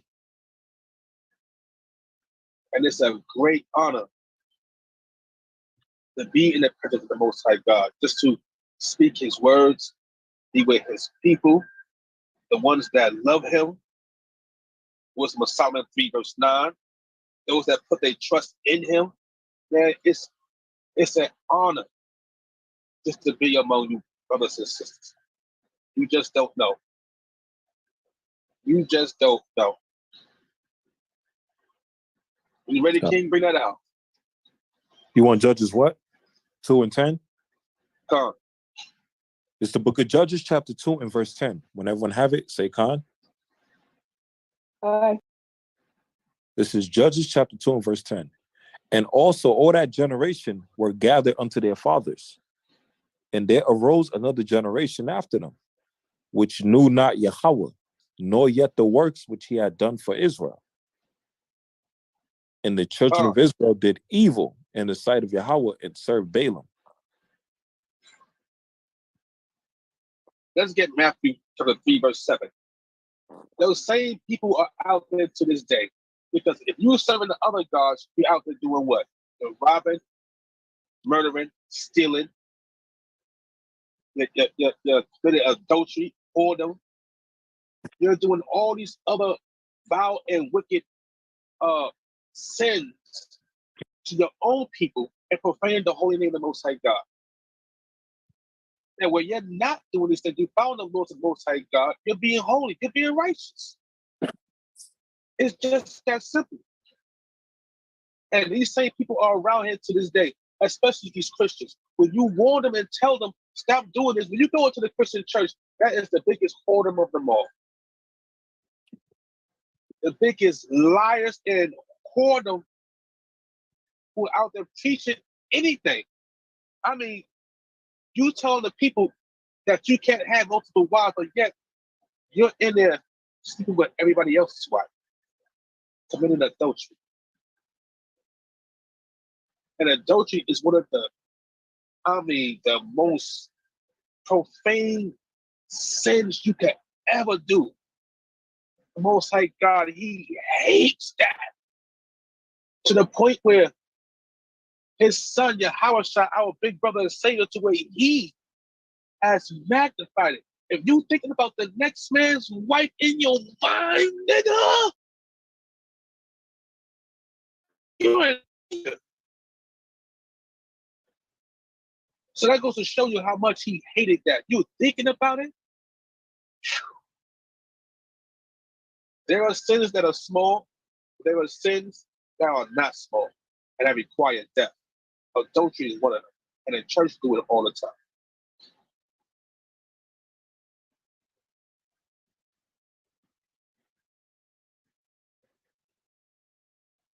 Let's get it out, King. Con, you wanted Matthews 3 and what? 17? Nope, 3 verse 7. 3 verse 7? All right, con. It's the book of Matthew, chapter 3 and verse 7. When everyone have it, say con.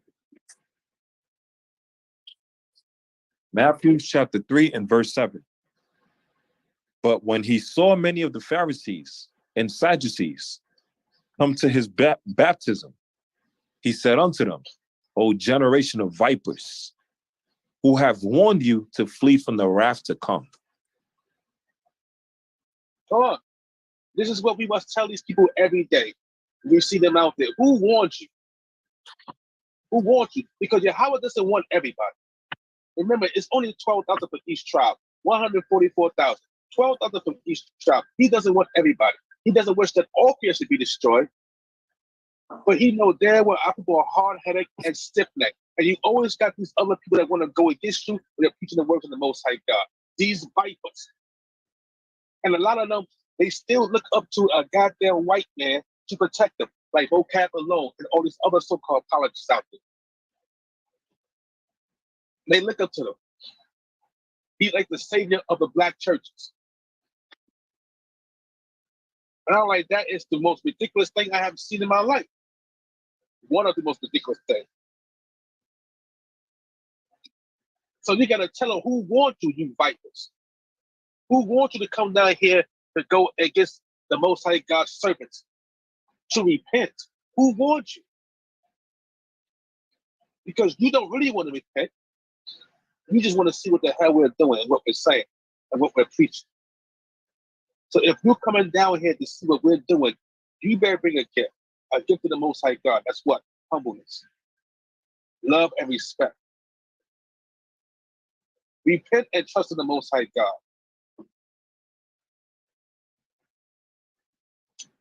And there's going to be a lot of them going to come in that day. They already starting now. They got TV shows out there, YouTube classes talking about how to rebuke a Hebrew Israelite. I'm looking like, how the hell you get this? Where is this coming from? But again, these vipers, they have been warned because the Most High God has spread this knowledge all across the earth. It's being spread from corner to corner, just like he said. And these vipers are being warned, and time is almost up.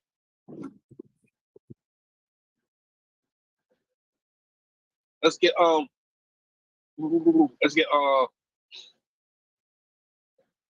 Samuel, Proverbs 19. I got 2 more, then I'm gonna end it.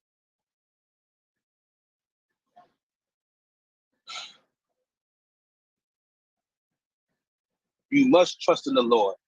You must trust in your God and keep his commandments. This is one of the most mightiest men who's been out there, and he trusted the Most High God. He kept his commandments to the T. Everything he's done, he asked the Most High God, shall I do it? Put your trust in him. This is one man I wish I could have been more like. This is one ancestor I wish I could have been more like, or moved more like him. To this day, I want the love and affection he had for the Most High God. I need to be more like that. Bring it out, King. What you wanted out? 2 Samuel, Proverbs 19. This is 2 Samuel chapter 5 and verse 19. When everyone have it, say con. 2 Samuel chapter 5, verse 19. And David inquired of Yahweh, saying, shall I go up to the Philistines? Wilt thou deliver them into mine hand? And Yahweh said unto them, and Yahweh said unto David, go up, for I will doubtless deliver the Philistines into thine hand. Look at that. He didn't make not one move without asking the Most High God. Not one move. He would not go out fight his enemies. He would not go out and make any kind of approach or any kind of movement without asking the Most High God. Let's get Judges 16, verse 19.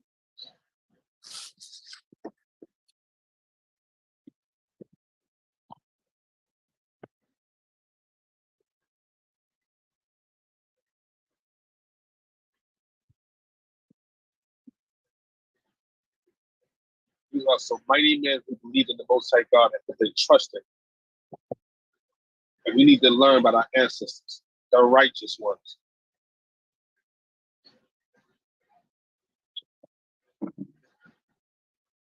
Whenever you got a king, bring it out. Khan. It's the book of Judges, chapter 16 and verse 19. When everyone have it, say Khan.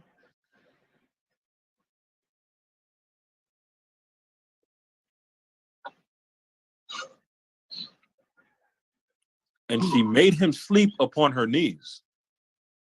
And she called for a man, and she caused him to shave off the 7 locks of his head. And she began to afflict him, and strength went from him.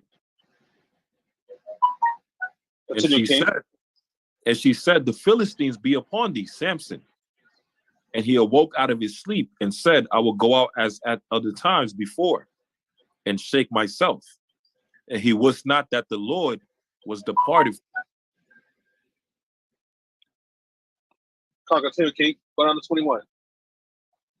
But the Philistines took him and put out his eyes and brought him down to Gaza and bound him with fetters of brass, and he did grind in the prison house.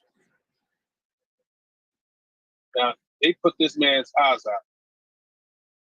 One of our mightiest brothers on this earth, Samson. They the one who they copied Dragon Ball Z Broly from. Put his eyes out. But let's see what this man has done. When he kept his trust in the Most High God, even though he broken one of the laws by sitting there and giving the holy seed to a heathen. Let's continue. Howbeit, the hair of his head began to grow again after he was shaven. Then the lords of the Philistine gathered them together for to offer a great sacrifice unto Dagon their God, and to rejoice.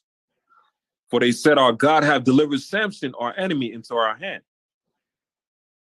And when the people saw him, they praised their God, for they said, our God hath delivered into our hands our enemy, and the destroyer of our country, which slew many of us.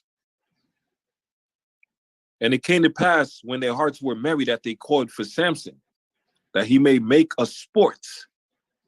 And they called for Samson out of the prison house.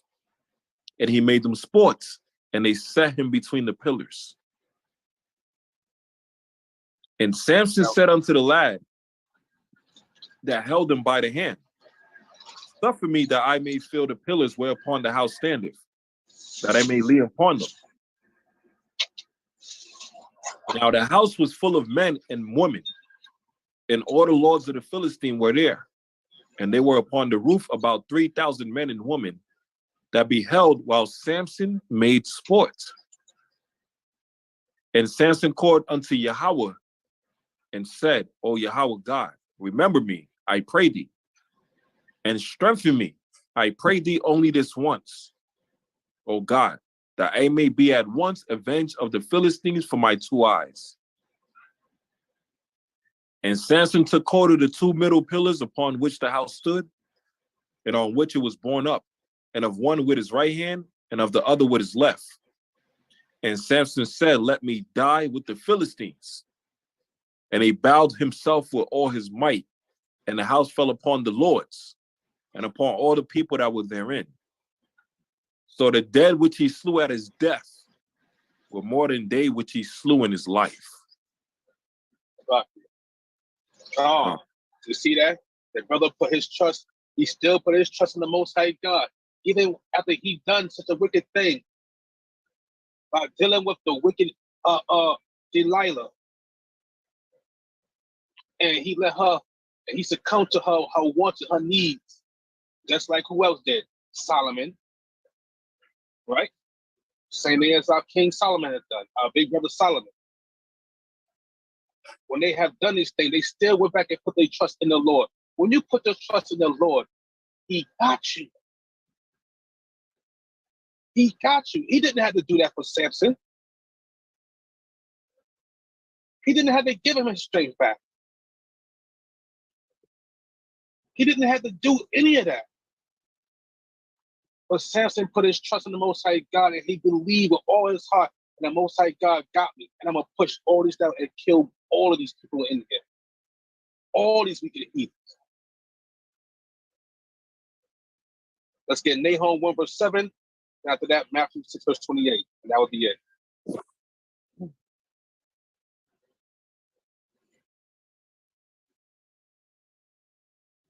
This is Nahum chapter 1 and verse 7. When everyone have it, say Khan. Nahum chapter 1 and verse 7. Yahweh is good, a stronghold in the day of trouble, and he knoweth them that trust in him. See that? That trust. This is that trust. He got you. When Jacob's trouble when Jacob's trouble is at full bloom, remember, trust in the Most High God. Who has he forsaken in the past that have put their trust in him? Not one. Let's get Matthew 6 verse 28. Okay. Because a lot of our people still don't trust in the Most High God. They still don't.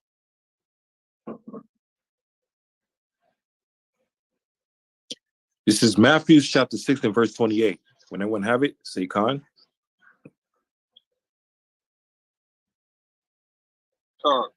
Matthew chapter 6 verse 28.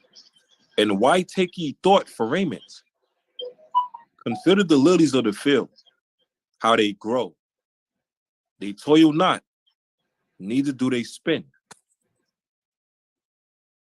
And yet I say unto you that even Solomon in all his glory was not arrayed like one of these.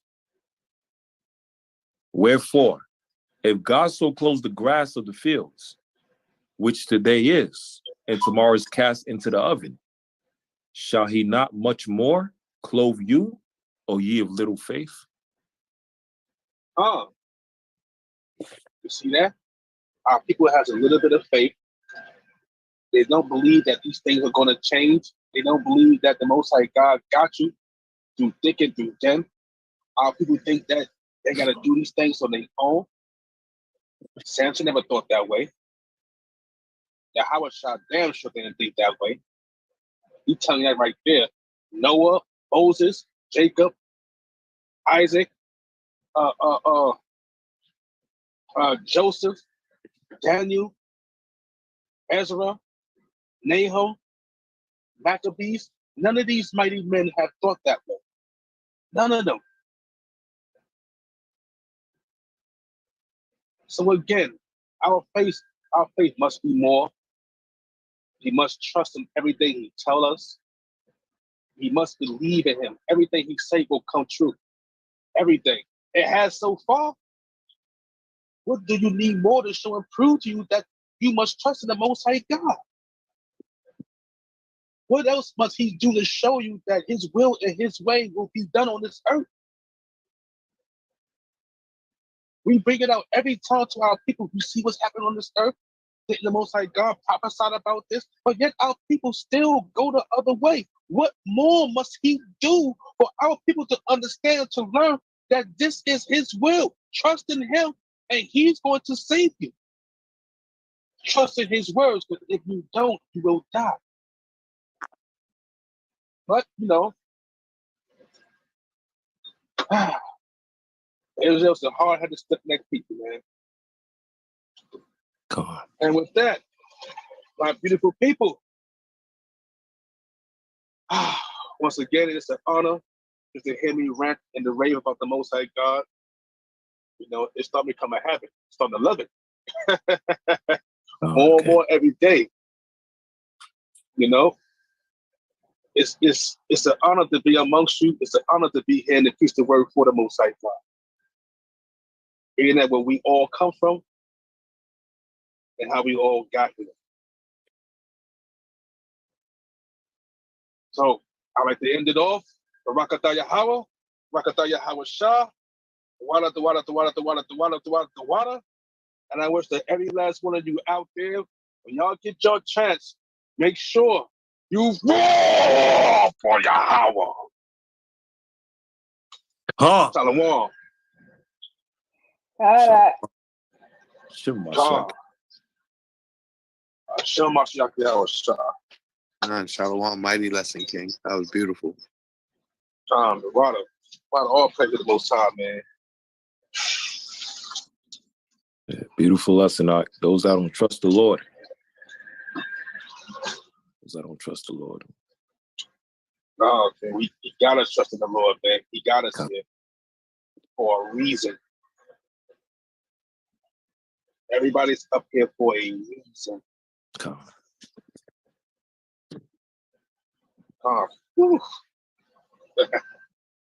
Beautiful lesson, man. Beautiful lesson, man. And also keep it with the Tuesday class as well. We have it on the YouTube, and we also have it on the Facebook as well. So since we're closing out a bit early, I'm just going to do a quick quiz or a quick 10-question trivia. All right, just a quick 10-question trivia. I was thinking of pushing it 20, but I'll just do 10. Just to keep with the tradition of the iron sharpening iron. And then once again, this Thursday, we'll be having the topics of current events. So let's get it. Share the screen real quick.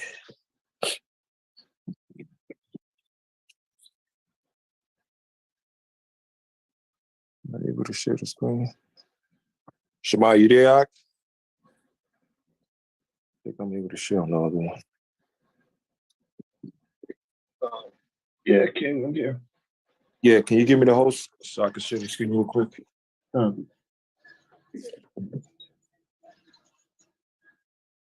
like they say on Clubhouse, mod me up.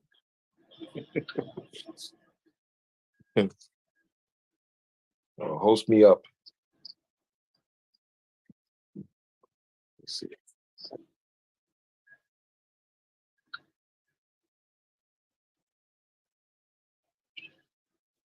All right, so we're just going to do a quick 10-question quiz. Just the usual trivia I'll do it fast. And also, I'll throw in a little bonus question. And I'll be keeping tabs too as well, pertaining to the winners.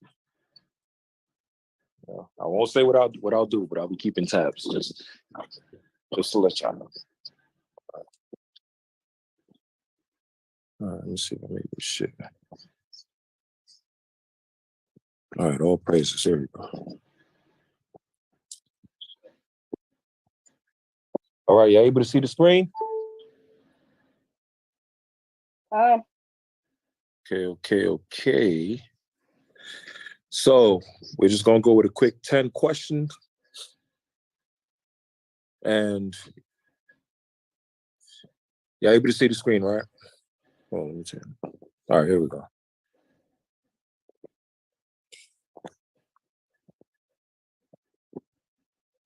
All right, so ladies and gentlemen, you see the question on the screen. It says, "For whosoever shall keep the whole law and yet offend in one point."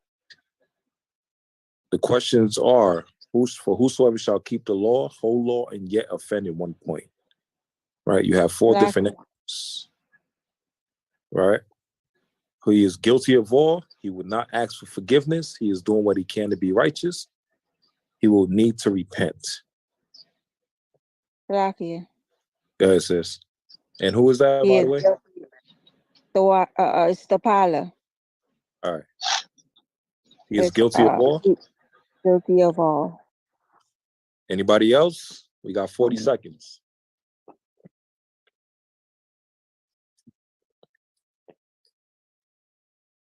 We got 40 seconds, 30 seconds now. Yeah, it's just going to be 10 questions.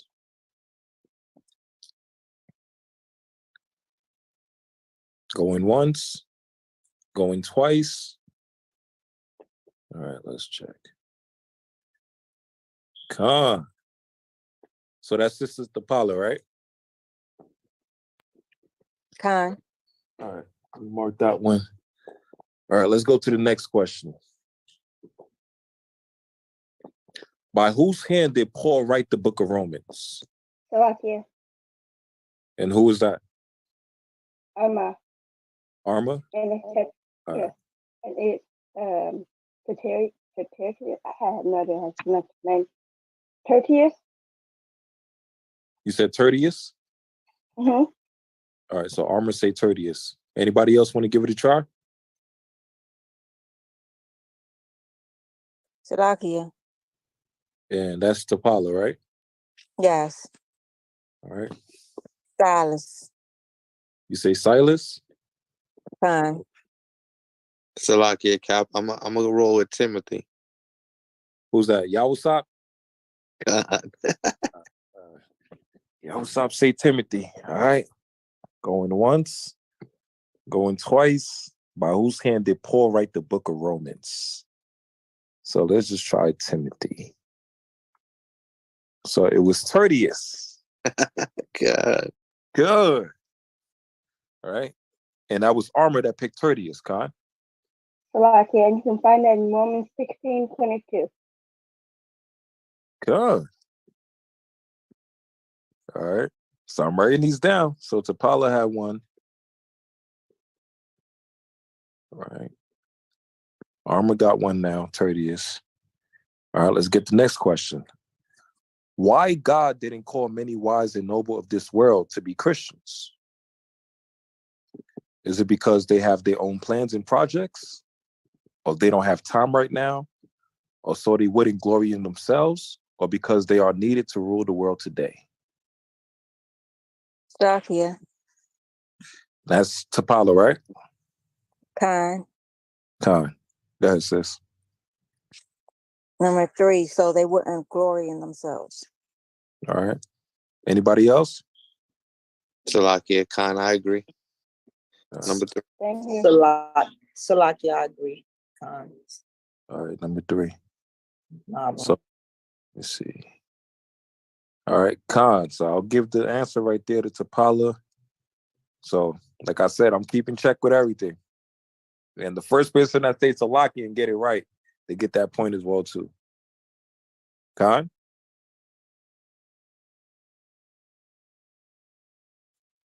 All right, let's get the next question. Speaking loud in tongues is useless unless, one, Salaki. it is interpreted. Hey, y'all, stop. It is interpreted. Unless it is interpreted. All right. Okay. Salakia. The second sister, Arma, says Salakia. Go ahead, sis. I agree. All right. Slovakia. Khan. I agree too. Okay. So let's find out what it is. All right. So I'll give that point to Yawasop because he answered it first. All right. So let's get the next question. According to Proverbs 17:22, a merry heart does good like one. Slovakia. And who is that? The pilot. Tapala? All right. Medicine. Like medicine? Con. All right. Anybody else with a different answer?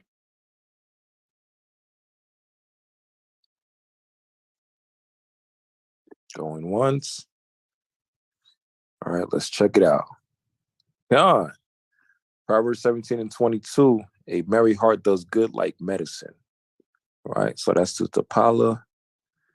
All right, let's get the next one. What was considered the preaching of Apostle Paul by others according to Romans 3:7? 1, those that fear the Lord. 2, anybody. 3, those like us. And 4, those that read the word.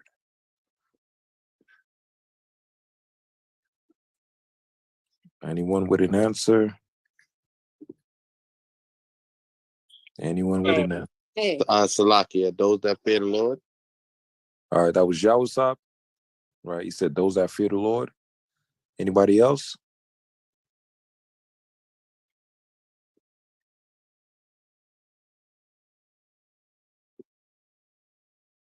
Anybody else? All right, going once, going twice. Let's check it out. Psalms 119 and 63, those that fear the Lord. Yeah. Point. Yeah. All right, next question. The Old Testament mentions the new covenant. It will be made first with, number 1, the early church. Salakia, House of Israel. Go ahead, King. the house of Israel. I got to come back, man. We ain't letting the fellas get drowned out tonight. The house of Israel. All right. The house of Israel. Anybody else? I agree. You agree? Nobody believes it's the Gentiles or the believers. Not unless you're talking about the Israelites. Right. Lucky, I believe it's the Gentiles. No, I'm just playing. Who is that? Who is that? We need names. It wasn't me. I'm gonna report y'all bringing out doctrines. God. All right. So Yahusab said the house of Israel first. Let's find out. Yeah. Right. So the house of Israel, Jeremiah 31 and verse 31. And they also have Hebrews chapter 8 and 8. That's in the New Testament. So Yahusab got a point. Remember, there's just 10 questions. All right. So next question. Can a soul die?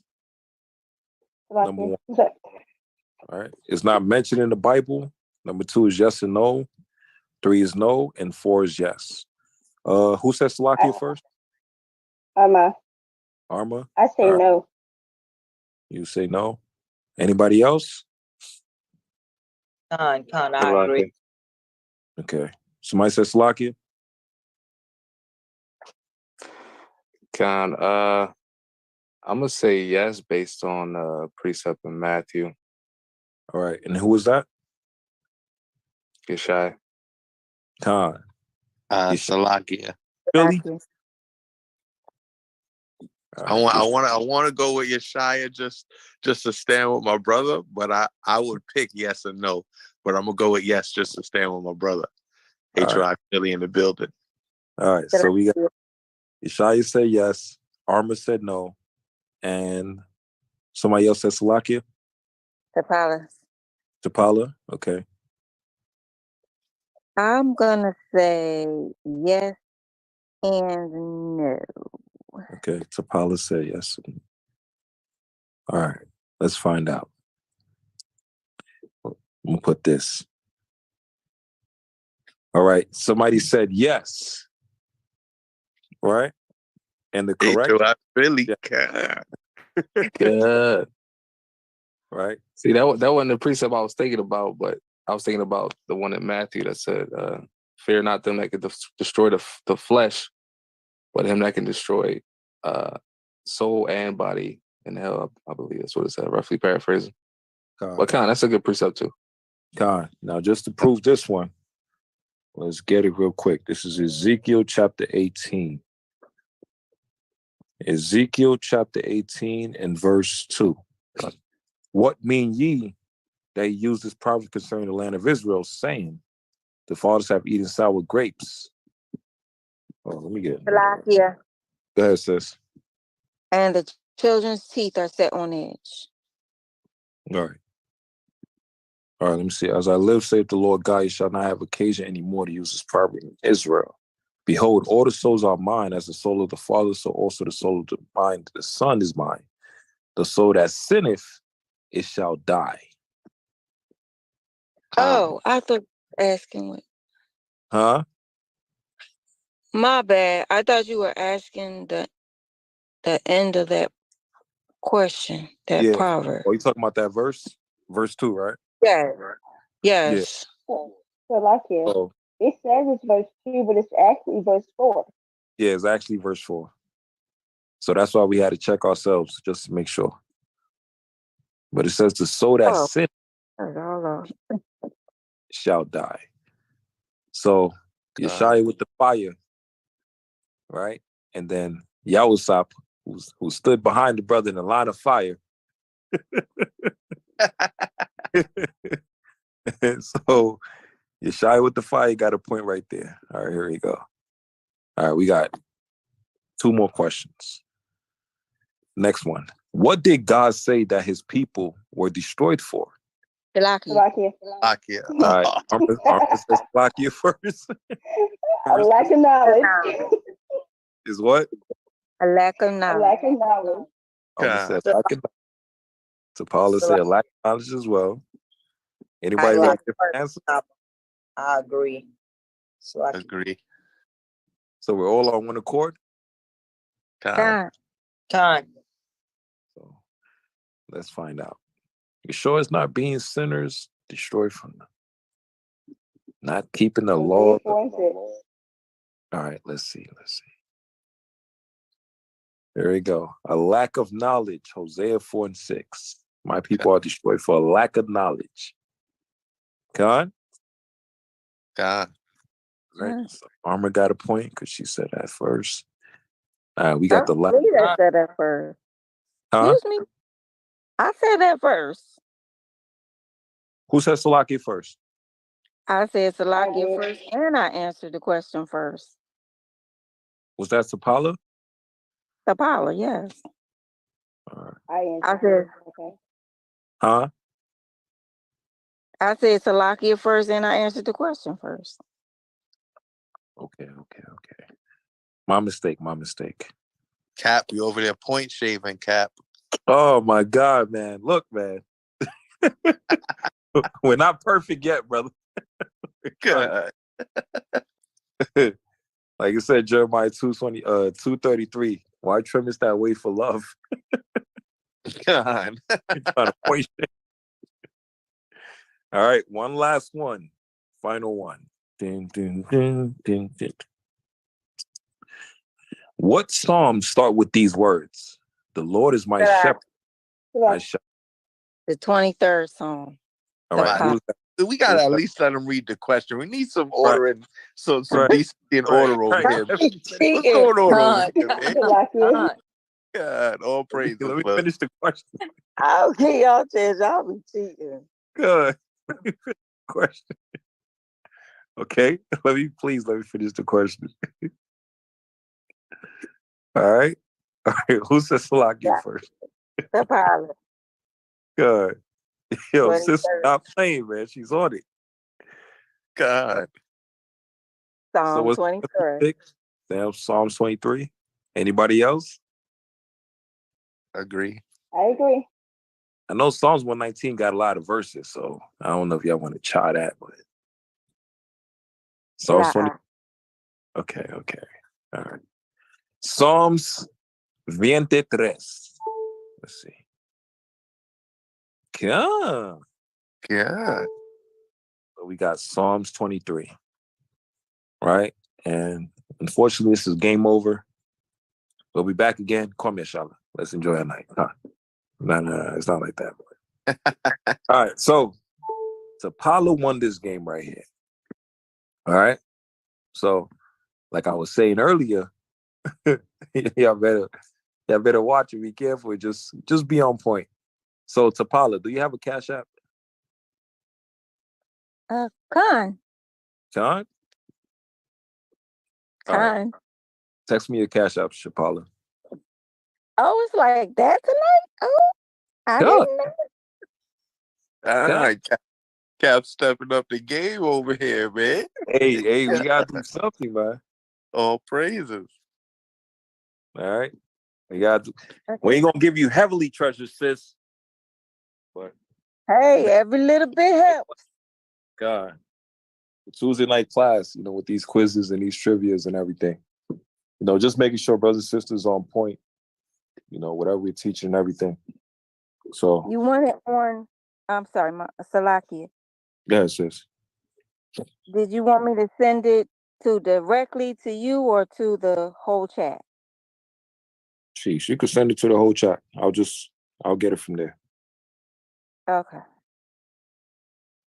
Yeah, I'll get it from there.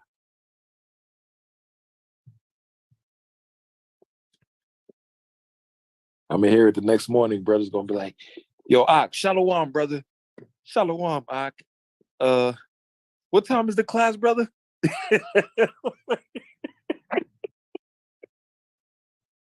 God. God. You get what I'm saying? Israel gonna be jumping. God, they're gonna jump on class now. They know we got prizes coming out at the end of the quiz. All praises. Israel's going, oh my God. God, we gotta put that on full blast. Make sure people tune in for the whole class. At the end of the class, we have a nice little prize giveaway. That's beautiful right there, Cap, and a beautiful lesson by my big brother Miyachaahlah too. All praises, all praises. Let's see. All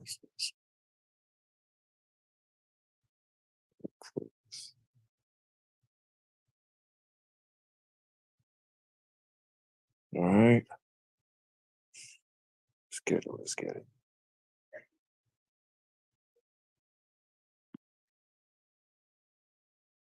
All right, sis. Let me know if you got it.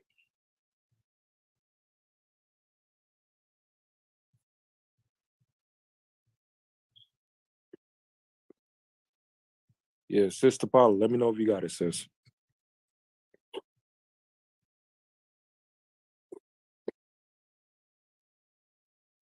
I got it. Got it? All right. Good. The water. All praises, all praises. All right. So iron sharpeneth iron, Proverbs chapter 27, 17. Iron sharpeneth iron, same as the countenance of a man's friend. Beautiful lesson once again from the brother Miyachaahlah. Once again, the lesson was called Those That Don't Trust the Lord.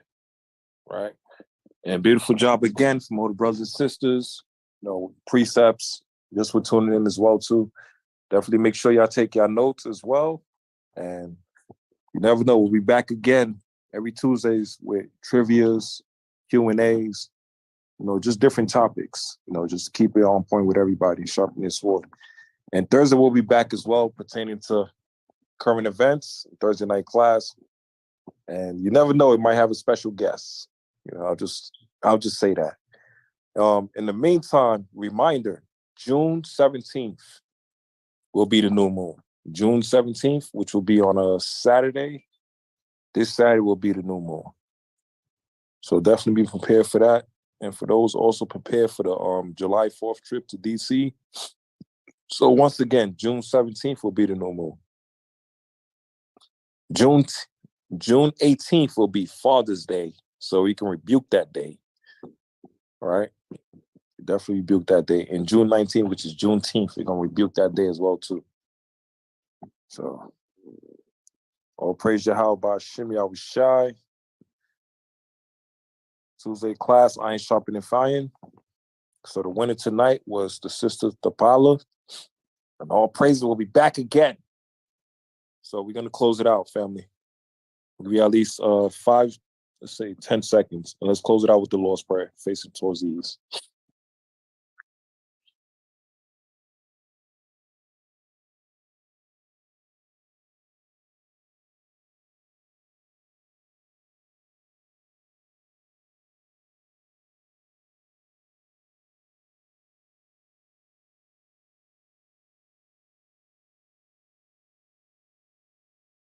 Yeah, Khan, sis, all feast days coming against the heathens, man. June 17th, sundown ties in. June 17th, Saturday, sundown ties in right next to the day of Father's Day, right? Which is June 18th. And then after that, June 19th, wicked pagan holidays and all this stuff. So, Shimmy Abishai is doing this thing, man. All right, so all praises. All praises. And those that weren't there for the HOI Illinois cookout, Lord of mercy, you missed out. Boy, it was lit. We had to pick a day of recovery.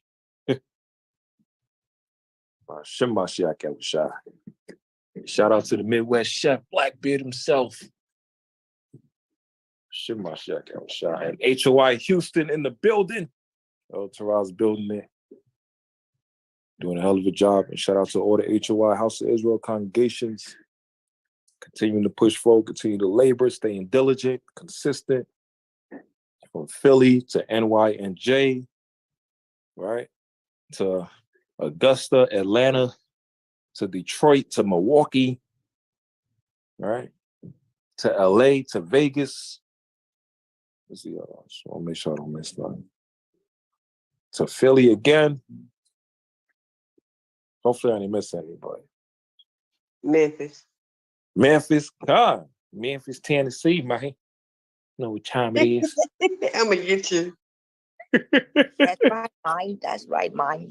Right? It's Memphis, man. Yeah, me and Yeshai always joke about that. Yeah, MC, North Carolina, Cackalakin. Right? DC, DMV. Shout out to all the HOI camps in all Israel. If I forget any of y'all camps by mistake, please don't rebuke me tomorrow or try to throw me in the council. And I repent. All right? So let's close it out with the Lord's Prayer. All praise Yahweh, Ba'ashim Yahushai, Ba'ashim Rechach Kadash, Babakashah, Tabalati Shmayatha, Abanawa, Shabashamayim, Kodash, Haya, Shamka, Yahweh, Malakovka, Taba'a, Vatazaka, Haya, Aisha, Ba'arataza, Kawa, Haya, Bashabayim, Ladananawa, Laham, Kal Yawam, Wasalachnawa, Habawafnawa, Kasalachnawa, Habawafinawa, Wala'a, Tabiainawa, Banasayawan, Abal, Hawashainawa, Mayan, Rai, Kaya, Laka, Hamalakwa, Fuha'alal, Wahataparaf, Lai Walamyam, Amen. We actually, how about Shemel Shah to please guide us, to protect us in these last days, to watch over us, to direct our steps. How about Shemel Shah? We actually give us the spirit of faith, the spirit of love and compassion amongst each other, the spirit of brotherhood and sisterhood, the spirit of diligence, and to have healthy fear towards you, Yahweh Shemel Shah. And to also judge our enemies and to bring death and destruction and wrath and righteous judgment to America and to Babylon and to all those that come against the nation of Israel and against your power and your glory, Yahweh Shemel Shah. We ask you as well to strengthen those that are in the lowest state, strengthen those that are sick, to help us in these times of need, Yahweh Shemel Shah, to increase us in our faith, mentally, physically, spiritually, also to bless us as well financially, all in the power of your works, Yahweh Shemel Shah, to help glorify your name in these last days. Amen. Come!